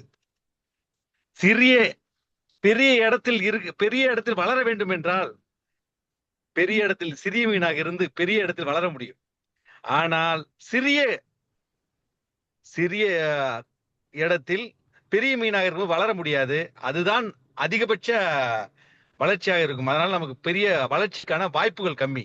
ஆனா பெரிய இடத்தில் சிறிய மீனாக இருக்கும்போது படிப்படியாக வளர்ந்து பெரிய வாய்ப்புகளை தேடி பெரிய மீனாகிறதுக்கு வாய்ப்புகள் உண்டு. ஆனால் என்னை பொறுத்தவரை பெரிய இடத்தில் சிறிய மீனாக இருப்பதே சிறந்தது என்று எண்ணுகிறேன். ஏனென்றால் அதற்கு வாய்ப்புகள் அதிகம். வாய்ப்புகளை பயன்படுத்தி மிகப்பெரிய அளவில் வளர்ச்சி அடைய முடியும் என்று நம்புகிறேன். மிக நன்றி ஜவஹர் ஐயா அவர்களே. உங்களுடைய கருத்தை எங்களோடு பரிமாறிக்கொண்டதுக்காக நன்றி. இப்பொழுது மந்திரமூர்த்தி ஐயா அவர்களே, உங்களுக்கான கேள்வி. ஒரு நபரின் பெயர் அவர்களை எவ்வாறு பாதிக்கின்றது? ஒரு நபரின் பெயர் அவருடைய வாழ்க்கையை எவ்வாறு பாதிக்கின்றது? மந்திரமூர்த்தி ஐயா அவர்கள். ஏதோ எனக்கே இந்த சபையில் இருக்க அனைவருக்கும் என்னுடைய முதற்க வணக்கத்தை தெரிவிச்சுக்கிறேன். அதாவது நீ சொல்றது இப்போ என்னுடைய பேரே சொல்லலாம். என்னுடைய பேர் மந்திரமூர்த்தி. இந்த பேர் திருநெல்வேலி டிஸ்ட்ரிக்ட்ல தான் ஃபேமஸ்ஸு. அங்கே பார்த்தீங்கன்னா சுடலைமாட சுவாமின்னு ஒன்று இருக்கும். அந்த குலதெய்வம் தான் எங்கள் கும்பிட்றது. நான் 8 வருஷம் கழித்து எங்கள் அம்மா பெற்றோருக்கு பிறந்ததுனால எங்கள் குலதெய்வம் பேர் வச்சுருக்குறாங்க. ஆனால் இந்த பேருக்காண்டி நான் குழந்தை பருவத்தில் ரொம்ப வருத்தப்பட்டிருக்கிறேன். பள்ளிக்கூடத்தில் போகையில் என்னுடைய நண்பர்கள் மந்திரம் தந்திரம் கொந்தரம் ஜி அப்படின்னு சொல்லுவாங்க. இன்னொருத்தன் ஜி பூம்பா அப்படி மந்திரம் போடுவான்டா இப்படிலாம் நான் சொல்லுவாங்க. எனக்கு ரொம்ப கஷ்டமா இருக்கு. அப்பெல்லாம் எங்க அப்பா என்னடா எனக்கு பேர் வச்சிருக்கிறாங்க எப்படி அப்படின்ட்டு ரொம்ப எங்க அப்பா அம்மாவை திட்டி இருக்கிறேன் நான். ஸோ அப்படின்னு. ஆனா ஒரு காலகட்டத்தில் எனக்கு சில வாசிப்பு பழக்கம், நல்ல பழக்கங்கள்லாம் எங்கள் அப்பா சொல்லி கொடுத்த உடனே நான் என்ன பண்ணிட்டேன், இந்த ஒவ்வொரு இடத்துலையும் வந்து ஒரு யூனிக்காக இருக்கிற மாதிரி வந்துட்டது. நான் கல்லூரிக்கு போனாலும் சரி, பள்ளி கல்லூரியில் எங்கே இருந்தாலும் மந்திரமூர்த்தினா அங்கே ஆஃபீஸில் அட்டெண்டர் வாட்ச்மேன் வந்து எல்லா பேத்துக்குமே எனக்கு தெரியும். அந்த அளவுக்கு வந்து என்னுடைய பழக்க வழக்கங்கள் அமைஞ்சிருந்தது. என்னைய மாதிரி நிறைய பேர் பழகுனாங்க. இருந்தாலும் என்னுடைய பேர் வந்து ஒரு முத்திரை குத்துன மாதிரி ஆனது.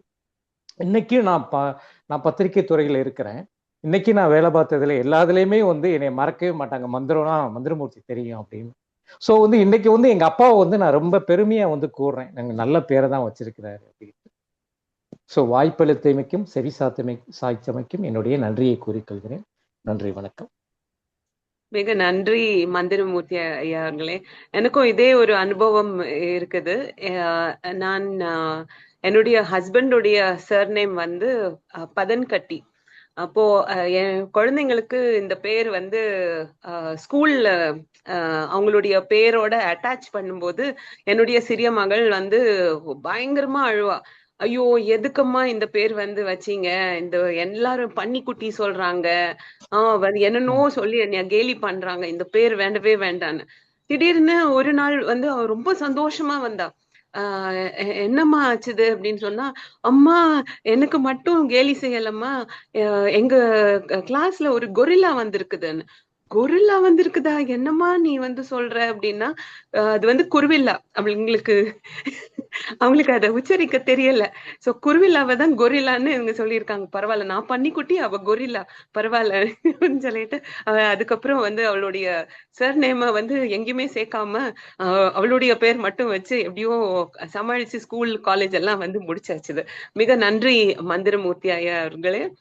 அழகாக உங்களுடைய குலதெய்வத்தின் பேர் அந்த ஸ்டோரியை நீங்க எங்களோட ஷேர் பண்ணது ரொம்ப அருமையான வந்து ஒரு அனுபவமா இருந்துச்சு. மிக நன்றி. இப்பொழுது பாலமுருகன் ஐயா அவர்கள் கை உயர்த்தியிருக்கிறார்கள். பாலமுருகன் ஐயா, உங்களுக்கான கேள்வி: வாழ்க்கையில் என்ன செயல்கள் நீண்ட கால விளைவுகளை ஏற்படுத்தும்? வாழ்க்கையில் எந்த செயல்கள் நீண்ட கால விளைவுகளை ஏற்படுத்தும்?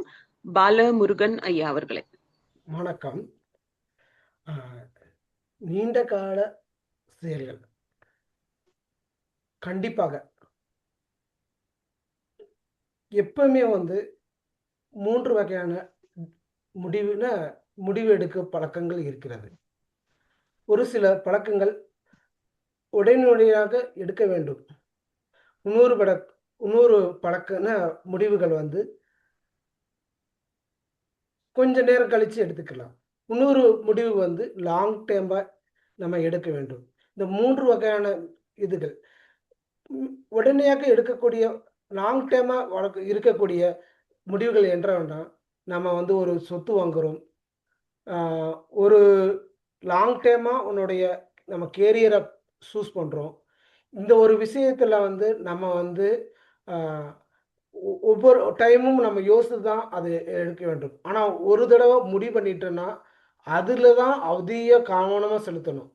நீண்ட காலத்துக்கு நம்ம செயல்பட வேண்டியதுன்னா நம்ம பழக்க வழக்கங்களை மாற்றிக்கிறணும். அதுக்கு தகுந்த மாதிரி நம்ம செயல்படணும். இன்றுதே எல்லாமே செய்யணும் நம்ம நினைக்கிறது ஒவ்வொரு தடவையும் அது ஃபெயிலியராக தான் முடியும். இன்று நம்ம ஒரு பகுதியை செய்யலாம், அதுக்கான அந்த ஃபுல் கான்சன்ட்ரேஷன், அதாவது நம்ம ஒரு படம் பார்த்தோமாக்கும் அதிலே ஃபுல் கான்சன்ட்ரேஷனாக பார்க்கணும்.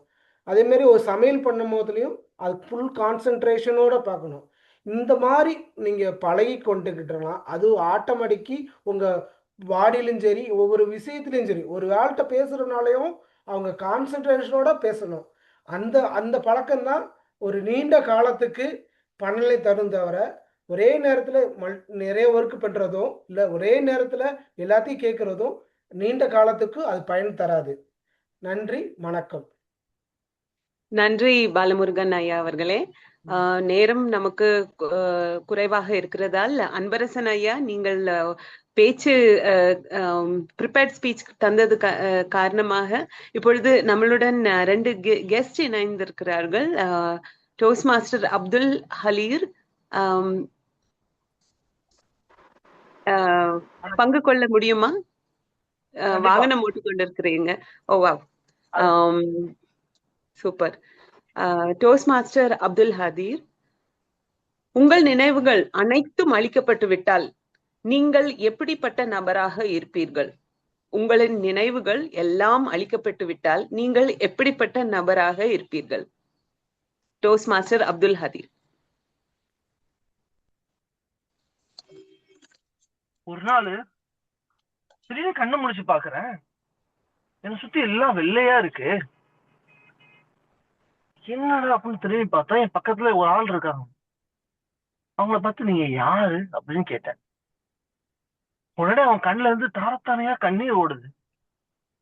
ஏன்னா அதே எங்க அம்மா. எங்க அம்மா யாருங்க மறந்துட்டீங்க?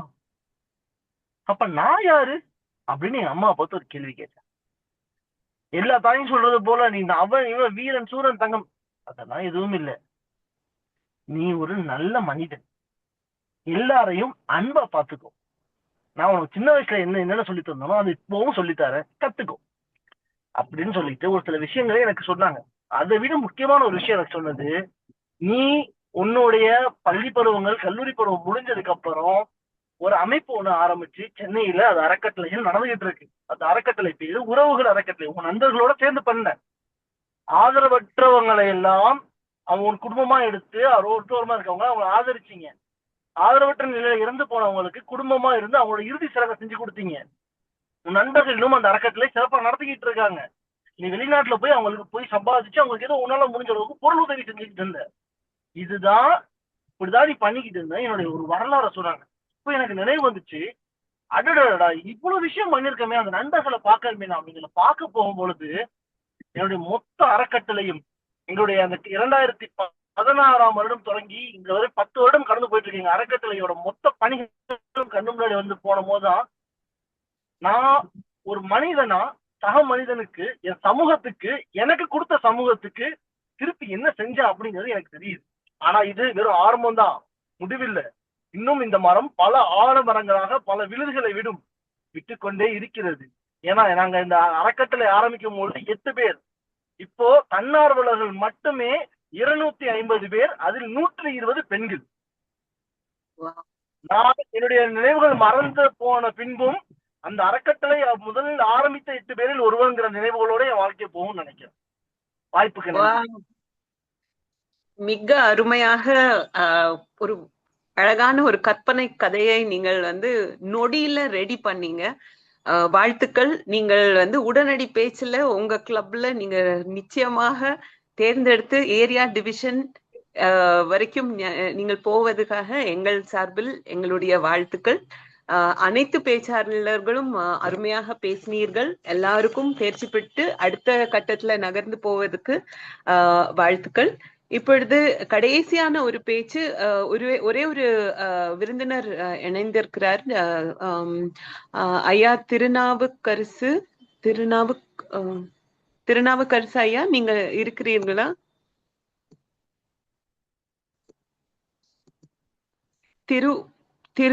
திரு பல்லாவரம் ஐயா, வணக்கம் ஐயா. உங்களுக்கான திருநாவுக்கரசு. ஓகே, வணக்கம் ஐயா. வணக்கம் ஐயா. உங்களுக்கான கேள்வி, கலை சமுதாயத்துக்கு என்ன நன்மையை அளிக்கிறது?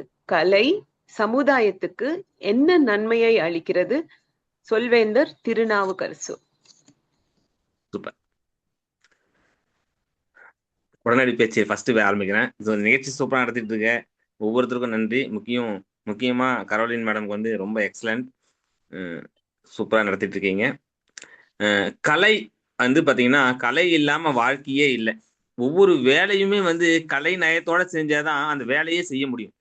ஒரு வேலையே வேலையா செய்யாம ஒரு விருப்பமா ஒரு கலை நயத்தோட ஆர்வமா செய்யும் போதுதான் லைஃபே மாறுது. வேலையை முடிச்சுட்டு வரவங்க ஓய்வு எடுக்கணும்னு நினைக்கிறது ஒரு கலையோட ஓய்வு எடுத்தாதான் அவங்க மனசுக்கு இதமா இருக்கும். எவ்வளவு நாள் சந்தோஷமா இருக்காங்க, மகிழ்ச்சியா இருக்காங்கன்றது அந்த கலையில தான் இருக்கு. ஒவ்வொருத்தருக்கும் என்ன மாதிரி விஷயங்கள் பிடிச்சிருக்கு. ஸோ அதனாலதான் ஆயக்கலைகள் 64 வந்து நம்ம முதன்மையா வச்சு பேசியிருக்கோம். ஸோ அந்த கலைகள் விஷயம் வந்து ஒவ்வொருத்தருமே மினிமம் 1-2 கலையாவது லைஃப்ல கண்டிப்பா அவங்களுக்கு என்ன பிடிச்சிருக்குன்றத யோசனை பண்ணி தேடி தேடி கண்டுபிடிச்சி அந்த கலைக்காக கத்துக்கவும் அதை பயன்படுத்தவும் மற்றவங்களுக்கு சொல்லவும் ஆரம்பிச்சா அவங்க கடைசி காலம் ரொம்ப சந்தோஷமா மகிழ்ச்சியா இருக்கும். ஏன்னா அவங்களுக்கு பிடிச்சமான விஷயத்துக்காக அவங்க ஒர்க் பண்ணியிருக்காங்க. ஸோ அவங்க சம்பாதிக்கிறதை தாண்டி அவங்க லைஃப்ல வந்து பெரிய லெவல்ல வரணும் அப்படின்னா கலை முக்கியம். இது ஒவ்வொரு மனிதருக்கும் முக்கியமானது. ஸோ அவங்க லைஃப்ல வந்து பெருசா வரணும், ஒவ்வொரு மனிதனும் பெருசா வரணும்னா கலை வந்து இம்பார்ட்டன்ட் முக்கியன்றதை வந்து இந்த நேரத்தில் நான் பதிவு பண்றேன். ரொம்ப நன்றி, வாய்ப்புக்கு நன்றி. தேங்க்யூ. மிக நன்றி திரு ஐயா அவர்களே. ஒரு நாளும் நம்ம தூங்க போவதுக்கு முன்பாக ஒரு கதையை கேட்டுட்டு அந்த ரசனையோட அந்த கலைய வந்து நம்ம வந்து அந்த நாளை முடிக்கிறதுக்கு நீங்க கொடுத்த அந்த ஐடியா மிகவும் சிறந்ததாக இருக்குது. இதுடன் உடனடி பேச்சு நிறைவு பெறுகிறது. மேடையை டோஸ்ட் மாஸ்டர் ஜான் பிரதீப் இடம் தந்து விடுகிறேன். தேங்க்யூ. நன்றி சொல்வேந்தர் கேரளின் அவர்களே. அடுத்ததாக நம்ம பொது மதிப்பீட்டாளர் சொல்வேந்தர் ராகினியிடம் மேடையை ஒப்படைக்க போகிறோம். ஆனா ஒரு சாரியோட நான் இது ஆரம்பிக்கிறேன். நான் முதல்ல அவங்கள இன்ட்ரடியூஸ் பண்ணாம விட்டுட்டு நான் இப்போ வேகமா இன்ட்ரடியூஸ் பண்ணிடுறேன். ராகினி வந்து ஈரோடை சேர்ந்தவர்கள். 2010 இருந்தே அமெரிக்காவில் வசித்து வராங்க. அவங்க வந்து மென்பொருள் துறையில இருக்காங்க. அமெரிக்கன் கவர்மெண்டோடய ஒர்க் பண்ணிட்டு இருக்காங்க. அங்க இருக்கிற தமிழ் சங்கத்துல ரொம்ப ரொம்ப ஆக்டிவா இருக்கிறாங்க. அவங்களுக்கு ரொம்ப ஃபேவரட்டான விஷயங்கள் வந்து ஃபேமிலியோட போய் ஹைக்கிங் பண்றது, கேம்பிங், கார்டனிங் எல்லாம் அவங்களுக்கு பிடிச்ச வேலை. இத்துடன் நான் மேடையை சொல்வேந்தர் ராகினி வசம் ஒப்படைக்கிறேன். சொல்வேந்தர் ராகினி, மேடை. நன்றி சொல்வேந்தர் ஜான் பிரதீப் அவர்களே. லேட்டா வந்தாலும் லேட்டஸ்டாக ஒரு இன்ட்ரடக்ஷன் கொடுத்ததுக்கு நன்றி. இன்றைக்கு நம்மளோட ப்ரோக்ராம் ரொம்ப அருமையாக சென்று கொண்டிருக்கிறது. இருந்தாலும் உரைத்தன்மை நோக்குப்படை மேடம் மன்னிக்கணும், உங்களுடைய வாய்ஸ் மட்டும் கொஞ்சம் கேட்க மாட்டேங்குது. ஏன் தெரியல, மன்னிக்கணும். கேக்குதுங்களா பேசுறது? மித்தவங்களுக்கு கேக்குதா? கேக்குது, லைட்டா கேக்குது. ரொம்ப ஃபீபிளா இருக்குது வாய்ஸ். மேபி நீங்க ப்ளூடூத் போடுனா எடுத்துருங்க. ப்ளூடூத்ல போடலைங்க. சரி, நான் கொஞ்சம் சத்தமா பேசுறேன். இப்ப கேக்குது. இந்த அளவுல பேசுங்க. இது ஓகே. இது அருமை. ஓகேங்க. நம்ம இன்னைக்கு கூட்டம் வந்து மிக சிறப்பாக சென்று கொண்டிருக்கிறது. இருந்தாலும் உரைத்தன்மை நோக்குப்படை வந்து அவர்களோட ரிப்போர்ட்டை கொடுத்தால்தான் எங்கே சரியாக இருக்கிறது, எங்கே சரியாக இல்லை என்பது நமக்கு தெரிய வரும். உரைத்தன்மை நோக்குப்படையை அழைப்பதற்கு முன் மதிப்பீட்டாளர்களை அழைத்து பேச்சாளர்களின் உரைக்கு மதிப்பீடு செய்ய வேண்டும். முதல் பேச்சாளர் அன்பரசன் அவர்களை மதிப்பீடு செய்தவர் ஜவஹர் ஐயா அவர்கள். ஜவஹர் மேடை, ஜவஹர் ஐயா, சொல்வேந்தர் ஜவஹர் ஐயா, மேடை உங்கள் வசம். நன்றி பொது மதிப்பீட்டாளர் ராகினி அவர்களே. அன்பரசனுடைய எடுத்துக்கொண்ட கருத்து மிக அருமையான கருத்து. எல்லார் வாழ்க்கையிலும் அனுபவிக்கிற கருத்து. உண்மையிலுமே அன்பரசன் அது இல்லாம அவருடைய ஊரை பற்றி அவர் ஒரு துவக்கம் கொடுத்தார்ல, அந்த துவக்கம் ரொம்ப அழகா இருந்தது. ஒரு மேற்கோள் காட்டி அந்த துவக்கத்தை கொடுத்தாரு. அந்த துவக்கம் கேட்கும் போது ரொம்ப அருமையான துவக்கமா இருந்தது. இந்த மாதிரியான கருத்துக்களை எடுத்து சொல்றதுக்கு நிறைய பேருக்கு தைரியம் வர்றதில்ல. அது அன்பரசனுக்கு அந்த தைரியம் இருந்தது. அந்த தைரியத்துக்கே அவருக்கு மிகப்பெரிய பாராட்டுகளை தெரிவிக்கலாம். அன்பரசன் பாராட்டுகள் தெரிவிச்சாச்சு. அவருடைய குறைகளை நிறைகளா மாற்றுவதற்கான விஷயங்களை சொல்லணும்ல, அது மதிப்பீட்டாளருடைய கடமை அல்லவா? அந்த கடமை அவர் வந்து அவருடைய பார்வைகள், அதாவது காணொலி கூட்டமாக இருந்தாலும் சரி, காணொலி கூட்டத்தை அந்த காணொலியை பார்த்து பேசுவதை இல்லை. அவர் காணொலி கூட்டத்தை கூட்டம் வேறு ஏதோ காணொலியை பார்க்காமலே பேசுகிறார். அது அந்த பழக்கத்தை மாற்ற வேண்டும். முதல் கருத்து. வார்த்தைகளை முடிக்கும் போது இப்ப நான் பேசுறேன் பாருங்க, இதே நான் திரும்பி பேசி போகிறேன். வார்த்தைகளை முடிக்கும் போது வித்தியாசம் இருக்குது. அந்த கடைசியுடைய வார்த்தை உச்சரிப்பு மிக முக்கியமானது, ஒரு பேச்சாளருக்கு மிக முக்கியமானது. அதே மாதிரி அவருடைய குரல் ஏற்ற இறக்கங்கள், அதையும் அவர் சரி செய்யணும். அவருக்கு இன்னொரு விஷயத்த சொல்றேன். அவர் மேடையில பேசும்போது பேச்சே வரல, எல்லாரும் விமர்சனம் செஞ்சாங்கன்னு சொன்னார்ல. இன்னைக்கு தமிழ்நாட்டுல மிகப்பெரிய பேச்சாளர் பாரதி பாஸ்கர், அவங்க மேடையில ஃபர்ஸ்ட் போய் பேசுறாங்க முதல் முறையாக. அந்த மேடையில பேசும்போது அவங்க பேரையே அவங்க மறந்துட்டாங்க. நான்றாங்க. யாருமே அவங்க பேர் மறந்துட்டாங்க. பல அவமானங்களை சந்திக்கிறாங்க. அதன் பிறகு அவங்க பயிற்சி பயிற்சி பயிற்சி பயிற்சி, அதன் பிறகு வெற்றி. அதே போல் நீங்களும் பயிற்சி, தொடர் முயற்சி, விடாமுயற்சி, விழுந்து எழுந்து மீண்டும் மீண்டும் மீண்டும் எழுந்து நின்றால் நீங்களும் மிகப்பெரிய பேச்சாளராக வரலாம். வாய்ப்புக்கு நன்றி கூறி நேரம் கருதி விடைபெறுகிறேன். நன்றி, வணக்கம். நன்றி எழிலரசன். நன்றி சொல்வேந்தர் ஜவஹர் ஐயா அவர்களே. அடுத்த பேச்சாளர் சொல்வேந்தர் பாலமுருகன் அவர்களை பொது மதிப்பீடு செய்ய எழிலரசன் அண்ணா அவர்கள் வருகிறார்கள். மேடை உங்கள் வசம். நன்றி நஸ்ரீன் அவர்களே, ராகினி அவர்களே. இணைய வாய்க்கு மீண்டும் எனது மாலை வணக்கம். என்னுடைய இலக்க பேச்சாளர் பாலமுருகன் அவர்கள் தன்னுடைய கன்னி பேச்சை வழங்கியிருக்காரு. அவருடைய கன்னி பேச்சுக்கான என்னென்ன கூறுகள் தேவையோ அதை சிறப்பாக உட்புகுத்தி சிறப்பாக செஞ்சிருக்காரு. அவருடைய கன்னி பேச்சு கண்டிப்பா ஏற்றுக்கொள்ளத்தக்கது. அவருடைய மட்டம் நிலை அந்த பூர்த்தி அடைஞ்சிருக்காரு. என்னுடைய வாழ்த்துக்கள். அவருடைய கதை கன்னி பேச்சை பொறுத்த வரைக்கும் சொந்த கதையாக தான் இருக்க போகுது. அதில் வேற எதுவும் மாற்றம் பண்ணுறதுக்கு இல்லை. அதை எப்படி நம்ம கட்டமைக்கிறோம், அதுதான் இந்த கன்னி பேச்சுடைய பயிற்சி. அதனுடைய நோக்கம் அதுதான். அதை அருமையாக கட்டமைச்சிருந்தார். அவர் பிறந்ததுலேருந்து வருடங்கள் ஆரம்பித்து அருமையாக சொல்லிக்கிட்டு வந்தார். ஒரு பயணம் மாதிரி இருந்தது. அவர் சொன்ன கதையை பார்த்தாக்கா கண்டிப்பாக பாரதி ராஜா மாதிரி ஒரு இயக்குனர் கையில் கிடைச்சிருந்தா ஒரு படமாக எடுக்கலாம். அந்த அளவுக்கு அதை அருமையாக சிறப்பாக சொல்லிக்கிட்டே வந்தார். அதுதான் தேவை. ஒரு கன்னி பேச்சினுடைய சிறப்பே அதுதான். எப்படி கோர்வையாக ஒரு உரையை கட்டமைக்கிறோம், இதுதான் அதனுடைய நோக்கம். இதில் பெருசாக நம்ம எதுவும் உட்புகுத்த தேவையில்லை. அதை ரொம்ப சிறப்பாக செஞ்சார். மகிழ்ச்சி உள்ளத்தில் பிறப்பது அப்படின்ற ஒரு பெரிய விடயத்தை சொன்னார். சாதாரண விடயமே இல்லை, மகிழ்ச்சி உள்ளத்தில் பிறப்பதுன்னு ஒரு பெரிய விடயத்தோடு ஆரம்பிச்சாரு. குட்டி ஜப்பான்னு சொல்லிட்டு அவருடைய ஊர் பெருமையை சொன்னார். குடும்பம் அறிமுகம், பெரிய குடும்பத்தை அறிமுகப்படுத்தினார். அம்மா கண்டிப்பானவர் சொன்னார். அப்பா கொத்தனார் சொன்னார். அதுக்கு அடுத்த வரி சொன்னார் பாருங்க, நான் எம்சிஏ முடிச்சிருக்கேன். அங்கதாங்க அவர் பேச்சில் நமக்கு ஈர்ப்பு வந்தது. அருமையா சொன்னார். ஒரு கொத்தனார் அவருடைய மகனை எம்சிஏ ஆக்கியிருக்காருன்னா சாதாரண விடயம் அது. அந்த நேரத்துல அவருடைய முகத்துல ஒரு சின்ன மாற்றத்தை என்னால பார்க்க முடிஞ்சது. அதை அவர் இன்னும் மேம்படுத்தியிருக்கலாம். அதுக்கப்புறம் புகை, மது இது ரெண்டும் கூடாது அப்படின்னு சொன்னாங்க. அது அவருக்கு மட்டும் இல்லை, நம்ம எல்லாருக்குமே சொல்ல மாதிரின்றது. நியாயமின்மை அப்படின்றத அருமையாக சொல்லியிருந்தார். அவங்க அம்மா அப்பா கிட்ட அதை தெரிஞ்சுக்கணும் நம்ம. அரசு பள்ளியில் படித்ததா சொன்னார். சாப்பாடு, விளையாட்டு, கம்மாய், குளியல் இதை பற்றியெல்லாம் அருமையாக சொல்லியிருந்தார். பள்ளிக்கு போக நிறுத்தவே மாட்டேன்னு சொல்லியிருந்தார். அதே மாதிரி அவர் இந்த மன்றத்துக்கு வரத்தையும் நிறுத்த மாட்டாருன்ற ஒரு நம்பிக்கையோட அவருக்கு சின்ன சின்ன பரிந்துரைகளை சொல்லலான்னு இருக்க. தமிழில் பேச முயற்சி பண்ணுங்க. சில வார்த்தைகளுக்கு தமிழ் படுத்தினா நல்லா இருக்கும். நம்ம தயாரிப்பு உரைன்றதுனால தூய தமிழில் பேச முயற்சி பண்ணுங்க. இடையில ஆங்கில சொற்கள் கலக்குது. நகைச்சுவை கண்டிப்பாக சேர்க்கணும். நீங்கள் கம்மாய் குழியில் சொல்லும்போது நகைச்சுவை அள்ளி தெளிச்சிருக்கலாம். நிறைய வாய்ப்பு இருந்தது உங்களுக்கு. மகிழ்ச்சின்ற தலைப்பு உங்கள் முகத்தில் அந்த மகிழ்ச்சி வெளிப்படணும். அதை கண்டிப்பாக உட்புகுத்துங்க. உங்களுடைய பேச்சு சிறப்பாக மேம்படும். நீங்கள் எப்படி மன்றத்துக்கு வந்தீங்க, மன்றத்தில் யார் மூலமாக இணைஞ்சிங்க, இது போன்ற கருத்துக்களை இணைக்கலாம். இந்த மாதிரி சின்ன சின்ன உத்திகளை பயன்படுத்துங்க.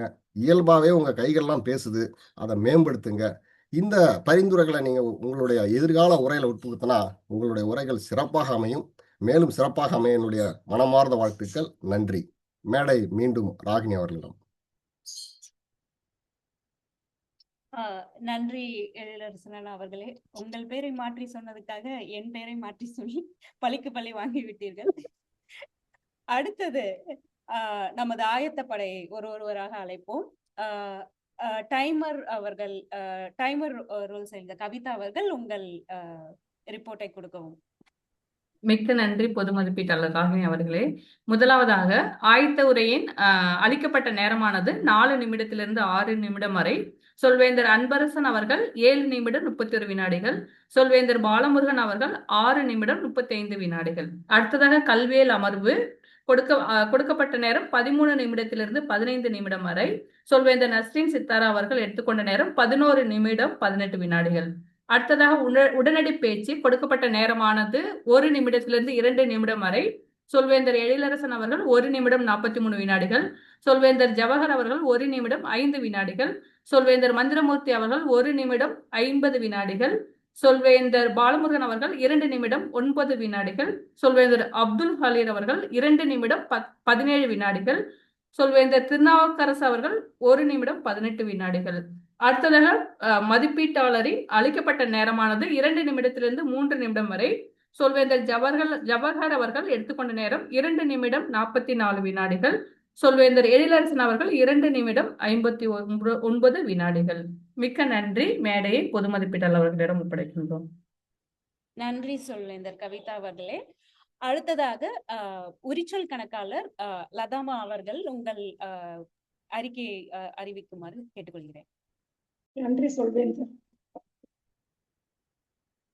சொல்வேந்தர் அன்பரசன் ஐயா அவர்கள் ஆ என்ற வார்த்தையை 11 முறையும் இம் என்ற வார்த்தையை 10 முறையும் பயன்படுத்தினார்கள்.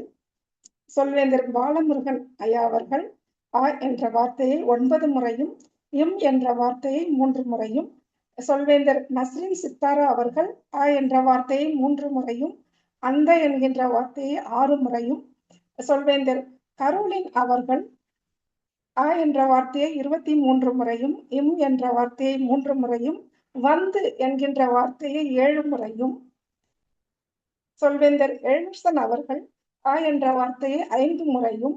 சொல்வேந்தர் ஜவஹர் அவர்கள் ஆ என்ற வார்த்தையை 2 முறையும் வந்து என்கின்ற வார்த்தையை 3 முறையும். சொல்வேந்தர் திருநாவுக்கரசு அவர்கள் ஆ என்ற வார்த்தையை 3 முறையும் வந்து என்கின்ற வார்த்தையை 3 முறையும். சொல்வேந்தர் ஜான் பிரதீப் அவர்கள் இதுவரை ஆ என்ற வார்த்தையை 23 முறை பயன்படுத்தி இருக்கின்றார்கள். சொல்வேந்தர் ராகினி அவர்கள் ஆ என்ற வார்த்தையை 12 முறையும் வந்து என்கின்ற வார்த்தையை 2 முறையும் இதுவரை பயன்படுத்தி இருக்கின்றார்கள். நன்றி. நன்றி. மிக அருமையான அறிக்கையில தான் அவர்களே. நீங்கள் மற்றவர்கள் உபயோகப்படுத்தின உரிச்சொற்களை சொல்லும் போது அனைவரது முகத்திலும் ஒரு மகிழ்ச்சி. நாம் மட்டுமல்ல, அனைவரும் இதைத்தான் செய்திருக்கிறோம் என்ற ஒரு தெளிவு. நன்றி.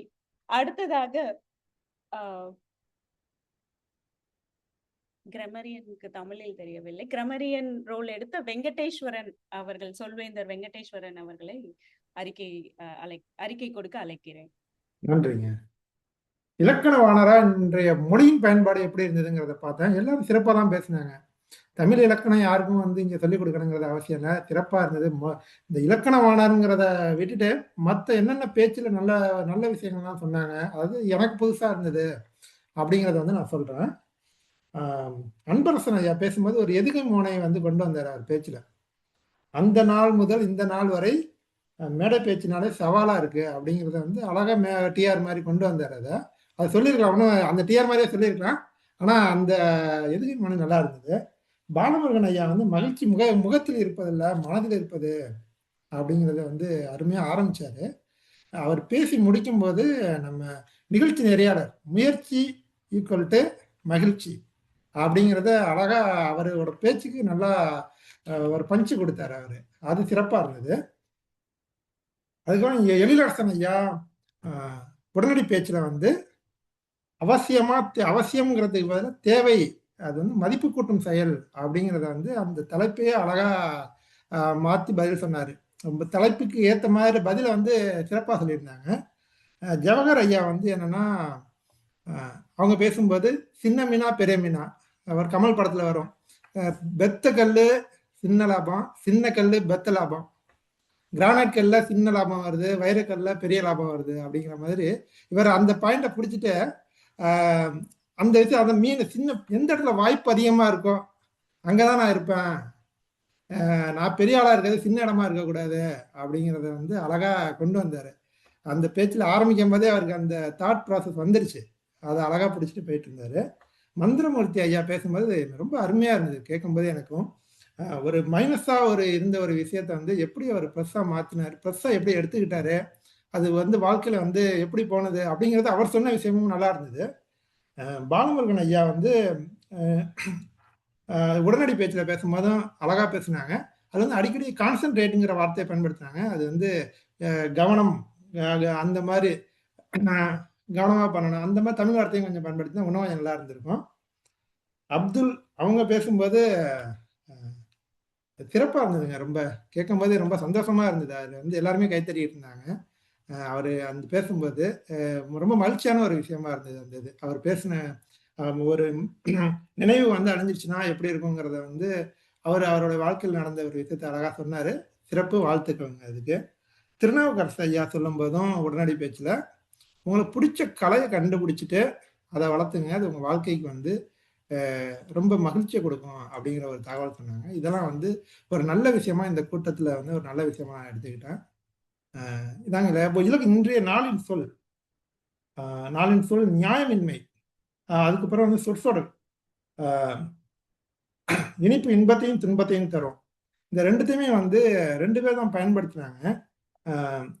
உடனடி பேச்சு நெறியாளர் வந்து அந்த இதை வார்த்தையை சொல்லிட்டு ஆரம்பிச்சாங்க. அதுக்கப்புறம் எழிலரசன் ஐயாவும் சொன்னாங்க.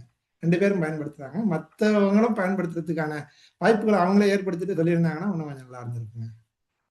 என்னுடைய அறிக்கை அவ்வளவுதாங்க. புது மதிப்பீட்டாளர் இணையவழி மேடை உங்கள் வசம். நன்றி சொல்வேந்தர் வெங்கடேஸ்வரன் அவர்களே. அடுத்ததாக மிக அருமையான அறிக்கை, ஒவ்வொன்றையும் கரெக்டாக நோட் செய்து அதை இங்கே சொல்லியிருக்கிறீர்கள். அடுத்ததாக லிசனிங் மாஸ்டர் கவிதா அவர்கள், உங்களை அழைக்கிறேன். மிக்க நன்றி பொது மதிப்பீட்டாளர் அவர்களே. முதலாவது கேள்வி, சொல்வேந்தர் அன்பரசன் அவர்கள் பிறந்து வளர்ந்த ஊர் எது? கங்கை கொண்ட சோழபுரம். மிக்க நன்றி. சொல்வேந்தர் பாலமுருகன் அவர்களின் அப்பாவிடமிருந்து கற்றுக்கொண்ட ஒரு நல்ல பழக்கம், இன்றும் அவர் அதை கடைபிடித்துக் கொண்டிருக்கின்றார். 7 days work, 7 நாள் 7 நாள் வேலை. 7 நாள் வேலை பார்க்கிறது. அவர்கள் வாழ்க்கையில் ஒரு மாற்றத்தை உருவாக்கிய அவர்கள் ஆசிரியரின் பெயர்? கோமதி டீச்சர். கோமதி டீச்சர். அடுத்ததாக கல்வியில் அமர்வு வழங்கிய நஸ்ரீன் அவர்கள், நமது பேச்சின் 4 வகைகள் உள்ளன. அந்த 4 வகைகள் என்னென்ன? தெளிவு, நேரம், மன உணர்வு, பேச்சின் ஒழுக்கம். மிக்க நன்றி. அடுத்ததா அப்துல் ஹாலியர் அவர்கள் சென்னையில் ஒரு அறக்கட்டளை வைத்துள்ளார். அந்த அறக்கட்டளையின் பெயர் என்ன? எந்த வருடம் அது தொடங்கப்பட்டது? உறவுகள் 2010. 16. கடைசி கேள்வி, சொல்வேந்தர் மந்திரமூர்த்தி ஐயா அவர்களின் எந்த மாவட்டத்தை சேர்ந்தவர் அவர்? திருநெல்வேலி மாவட்டம். மிக்க நன்றி. அனைவரும் மிக சிறப்பாக கவனித்துள்ளீர்கள். மிக்க நன்றி. மேடை பொது மதிப்பீட்டாளர் அவர்களிடம் ஒப்படைக்கின்றோம். நன்றி சொல்வேந்தர் கவிதா அவர்களே. நமது படை இன்று நமது பணியை மிகவும் சிறப்பாக செய்துள்ளோம். மேடை toastmaster of the day John Pradeep அவர். நன்றி. பொது மதிப்பீட்டாளர் அறிக்கை 3 நிமிஷம் இருக்கு. உங்களுடைய அறிக்கை. பொது மதிப்பீட்டாளர் நான் இன்னும் ஒரு விஷயம் மட்டும் சொல்ல வந்துட்டேன். இலக்கணவானரா நஸ்ரீன் அவங்க பேசுனதை வந்து ஒரு பக்கத்துல குறிச்சு வச்சிருந்தேன். அந்த பக்கத்தை விட்டுட்டேன். அதனால அவங்க சொன்னது எல்லாமே நல்லா இருந்தது. திருக்குறளை எடுத்து வச்சுட்டு அது சொல்வன்மைங்கிற ஒரு விஷயத்த எடுத்துட்டு அழகா எக்ஸ்பிளைன் பண்ணியிருந்தாங்க. பேச்சு திறன்கிறது ஒரு வாழ்க்கை நெறி, மௌனமா இருக்கிறது கூட ஒரு பேச்சு திறன் தான். எந்த விஷயம் வந்து உங்களை உயர்த்தவும் தாழ்த்தவும் செய்யுங்கிறது வந்து பேச்சு தான் அப்படிங்கிற விஷயத்த அழகா சொன்னாங்க. அவங்க சொன்ன விஷயத்த வந்து நான் இலக்கணமான பகுதியில வந்து சொல்ல விட்டுட்டேன். அதனால இப்ப வாய்ப்பு கிடைச்சி சொல்லிட்டாங்க. திரும்ப மேடை உங்கள் வசம்.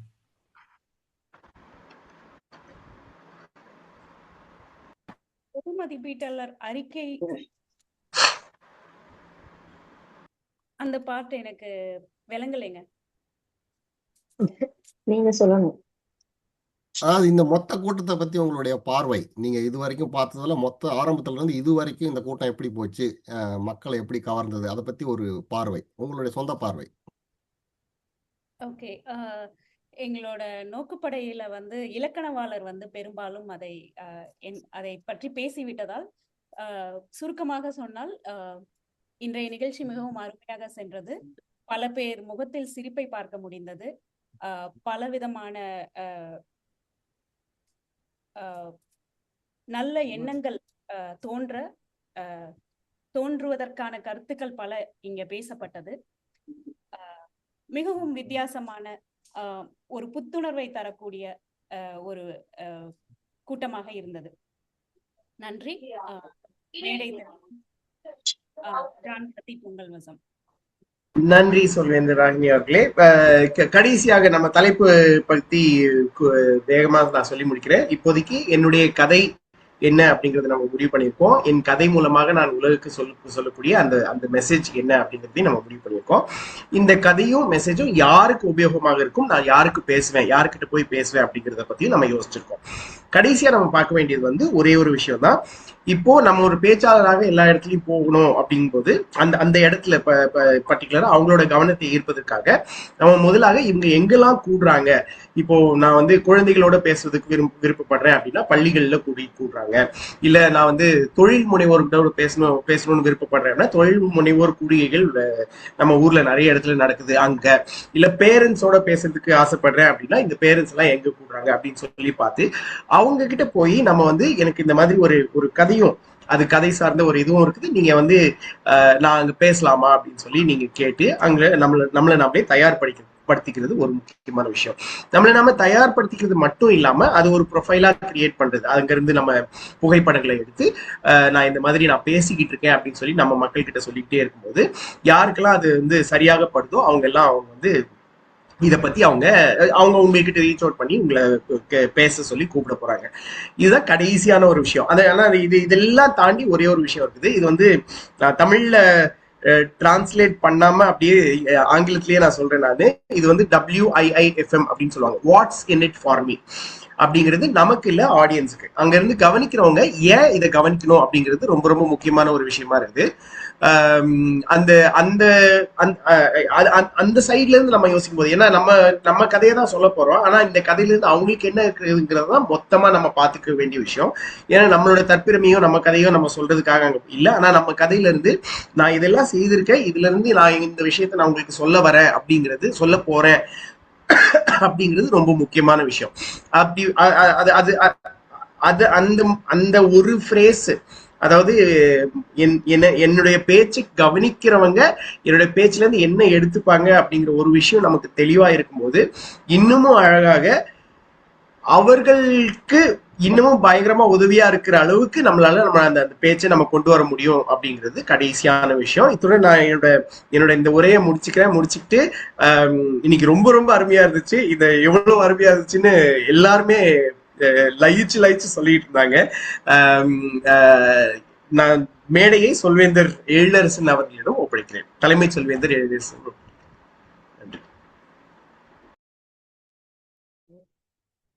நன்றி. நன்றி ஜான் பிரதீப் அவர்களே. இப்ப எல்லாருடைய முகத்திலையும் ஒரு சிறப்பான ஒரு மகிழ்ச்சியும் வளர்ச்சியும் பார்க்க முடியுது இல்லைங்களா? எல்லாரும் கரும்பு சாப்பிட்டுருக்கோம்னு நினைக்கிறோம். எல்லாரும் கூலி கொடுத்தமா இல்லையான்னு தெரியல, கரும்பு சாப்பிட்டுருக்கோம். கண்டிப்பா எல்லார் முகத்திலையும் அந்த தெளிவு தெரியுது. சிறப்பான ஒரு கூட்டம். எதுலையுமே பெரிய முதலீடா நம்ம எதை நினைக்கிறோம்னா, காசு நம்மளுடைய வேற ஏதாவது ஒரு விடயத்துல முதலீடு பண்றதை விட நேர முதலீடு. இப்போ ஒரு 15 பேரை நம்மளுடைய கூட்டம் ஒரு 1.5 மணி நேரம் 2 மணி நேரமா கட்டி போட்டு வச்சிருக்கு இல்லையா? இங்க 15 மணி நேரத்தை நம்ம எடுத்துக்கிட்டோம். இதுக்கான தேவைகள் அவர் சொன்ன மாதிரி WIIFM சொன்னார், இதில் எனக்கான தேவை என்ன இருக்கிறது அப்படின்னு பார்த்துதான் இங்க நம்ம வந்திருக்கோம். இந்த ஒரு படிப்பனையா தான் இன்றைய கூட்டம் இருந்தது. சிறப்பான ஒரு கூட்டம். நிறைய மேம்பாடு அடைஞ்சிருக்கோம். நம்ம இன்னைக்கு 33வது கூட்டத்துல இருக்கோம். நினைச்சு பாருங்க, முதல் கூட்டத்துக்கு 33வது கூட்டத்துக்கு இந்த பொறுப்பாளர் அறிக்கையில பெரிய மாறுபாடு நான் பாக்குறேன். கண்டிப்பா என்னால கண் கூட பார்க்க முடியுது. அருமையான பொறுப்பாளர்கள் அறிக்கை எல்லாமே நல்லா இருந்தது. இதுல ஒருத்தருக்கும் நன்றி சொல்லணும். உடனடி பேச்சு இன்னைக்கு சிறப்பான பேச்சு, அருமையா பண்ணியிருந்தாங்க. நஸ்ரினுடைய கல்வியில் அமர்வு, ராகினியுடைய மதிப்பீடு, ஜானுடைய நெறி அருமையா கொண்டு போயிருந்தார். நேரத்தை கணக்குல வச்சு ரொம்ப சிறப்பா அவருக்கே உண்டான அந்த வேகத்துல துடிப்பா கொண்டு போயிட்டு இருந்தாரு. திடீர் பொறுப்பேற்ற ஜவஹர் மதிப்பீடு அருமையா பண்ணியிருந்தாரு. அதுக்கு அடுத்தது கவிதா அவர்கள். நிறைய திடீர் பொறுப்பாளர்கள் நமக்கு தயாரா இருக்காங்க. அதுதான் நம்ம மன்றத்துடைய பெரிய பலம். இந்த 15 நபர்களை ஒன்றா உட்கார வச்சிருந்திருக்காங்க. சிறப்பான ஒரு கூட்டமாக இருந்தது. நம்ம கூட்டத்தை நிறைவு செய்வதற்கான நேரம் வந்துட்டோம். விருந்தினர்கள் பின்னூட்டத்தை வாங்கிட்டு நம்ம கூட்டத்தை நிறைவு செய்யலாம். விருந்தினர் இருக்காருங்களா? அவர் ஏதாவது கருத்து சொல்லணுமா? அவரு பல்லாவரத்துல இருந்து ஒருத்தர் வந்திருந்தார், அவர் இருக்காரா? திரு எஸ் அவர்கள். எஸ் ஐயா திரு அவர்களே, இந்த கூட்டத்தை பத்தி உங்களுடைய கருத்து எங்ககிட்ட ஏதாவது பகிர்ந்துக்குங்க.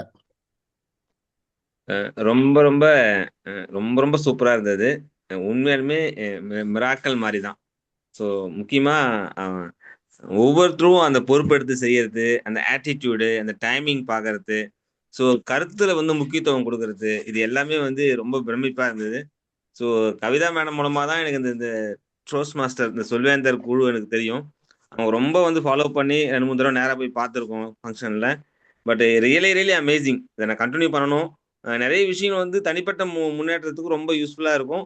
சமுதாய முன்னேற்றத்துக்கு மிக நிச்சயமா இது வந்து ஆணித்தரமாக சொல்லக்கூடிய விஷயமா தான் இருக்கு. எல்லாருடைய லைஃப்லையும் மிகப்பெரிய மாற்றத்தையும், அவங்களுடைய வளமையும், சொல் வளமையும், திறமையும் முன்னு கொண்டு வர்றதுக்கு இது ஒரு வாய்ப்பாக இருக்கும்.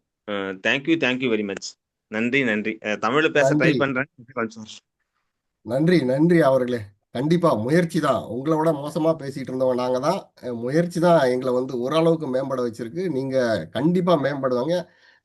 தொடர்ந்து கூட்டத்தில் இணைங்க. கவிதா அவர்களுடைய இந்த சாதனை பயணம் தொடரும். உண்மையிலே அவங்கள பத்தி நிறைய சொல்லணும். அவங்க எல்லாத்தையும் இந்த மாதிரி இணைச்சி பண்றது ஒரு பெரிய சமுதாயத்துக்கு செய்யற ஒரு பெரிய பணி தான் அது. தொடருவோம் அதை.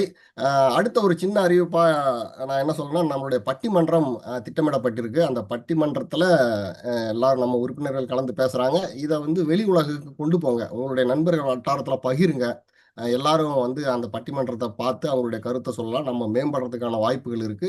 வெளி உலகத்துக்கு கொண்டு போங்க. நம்ம மன்ற உறுப்பினர்கள் வெளியே தெரியட்டும். அதுக்கான ஒரு வாய்ப்புகளை ஏற்படுத்தி சொல்லுங்க. கவிதா அவர்களே, உங்க தரப்புல ஏதாவது பின்னூட்டம் இருக்கா? ஏதாவது சொல்லணுமா மன்ற உறுப்பினர்களுக்கு? நம்ம கூட்டத்தை முடிச்சிடலாமா? என்னை பொறுத்த வரைக்கும் இன்னைக்கு வரலாற்றுல ஒரு மிக முக்கிய ஒரு நிகழ்ச்சியா நேரத்துக்கு ஆரம்பிச்சு நேரத்துக்கு முடிச்சிருக்கோம். 33வது நிகழ்ச்சியில நமக்கு கருத்து தெரிவிக்காதவங்களே கிடையாது.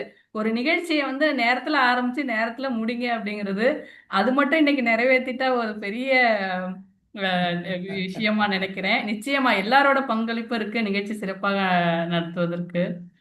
அனைவரும் ஜான் அவர்கள் நமது மாதம் ஒரு முறை தமிழுக்காக ஒரு சிறப்பு நிகழ்ச்சி செய்வதற்காக யோசித்து கொண்டிருக்கின்றார். அதை அப்புறமாக அவர் தெரிவிப்பார். மிக்க நன்றி. நம்ம நிகழ்ச்சி நேரத்துல ஆரம்பிச்சு நேரத்துல முடிக்கிறதே ஒரு மிக சந்தோஷமான விஷயமா நினைக்கிறேன். சிறப்பு. நம்ம உறுப்பினர்கள் நம்ம வந்து சிறப்பா பயன்படுத்திக்குவோம். அது கவிதா அவர்களுக்கு கைவந்த கலை அவங்க சிறப்பா செய்வாங்க என்ற ஒரு குறிப்போடு சென்னை தமிழ் சொல்வேந்தர் மன்றத்தின் 33வது கூட்டத்தை நிறைவு செய்கிறேன். நன்றி.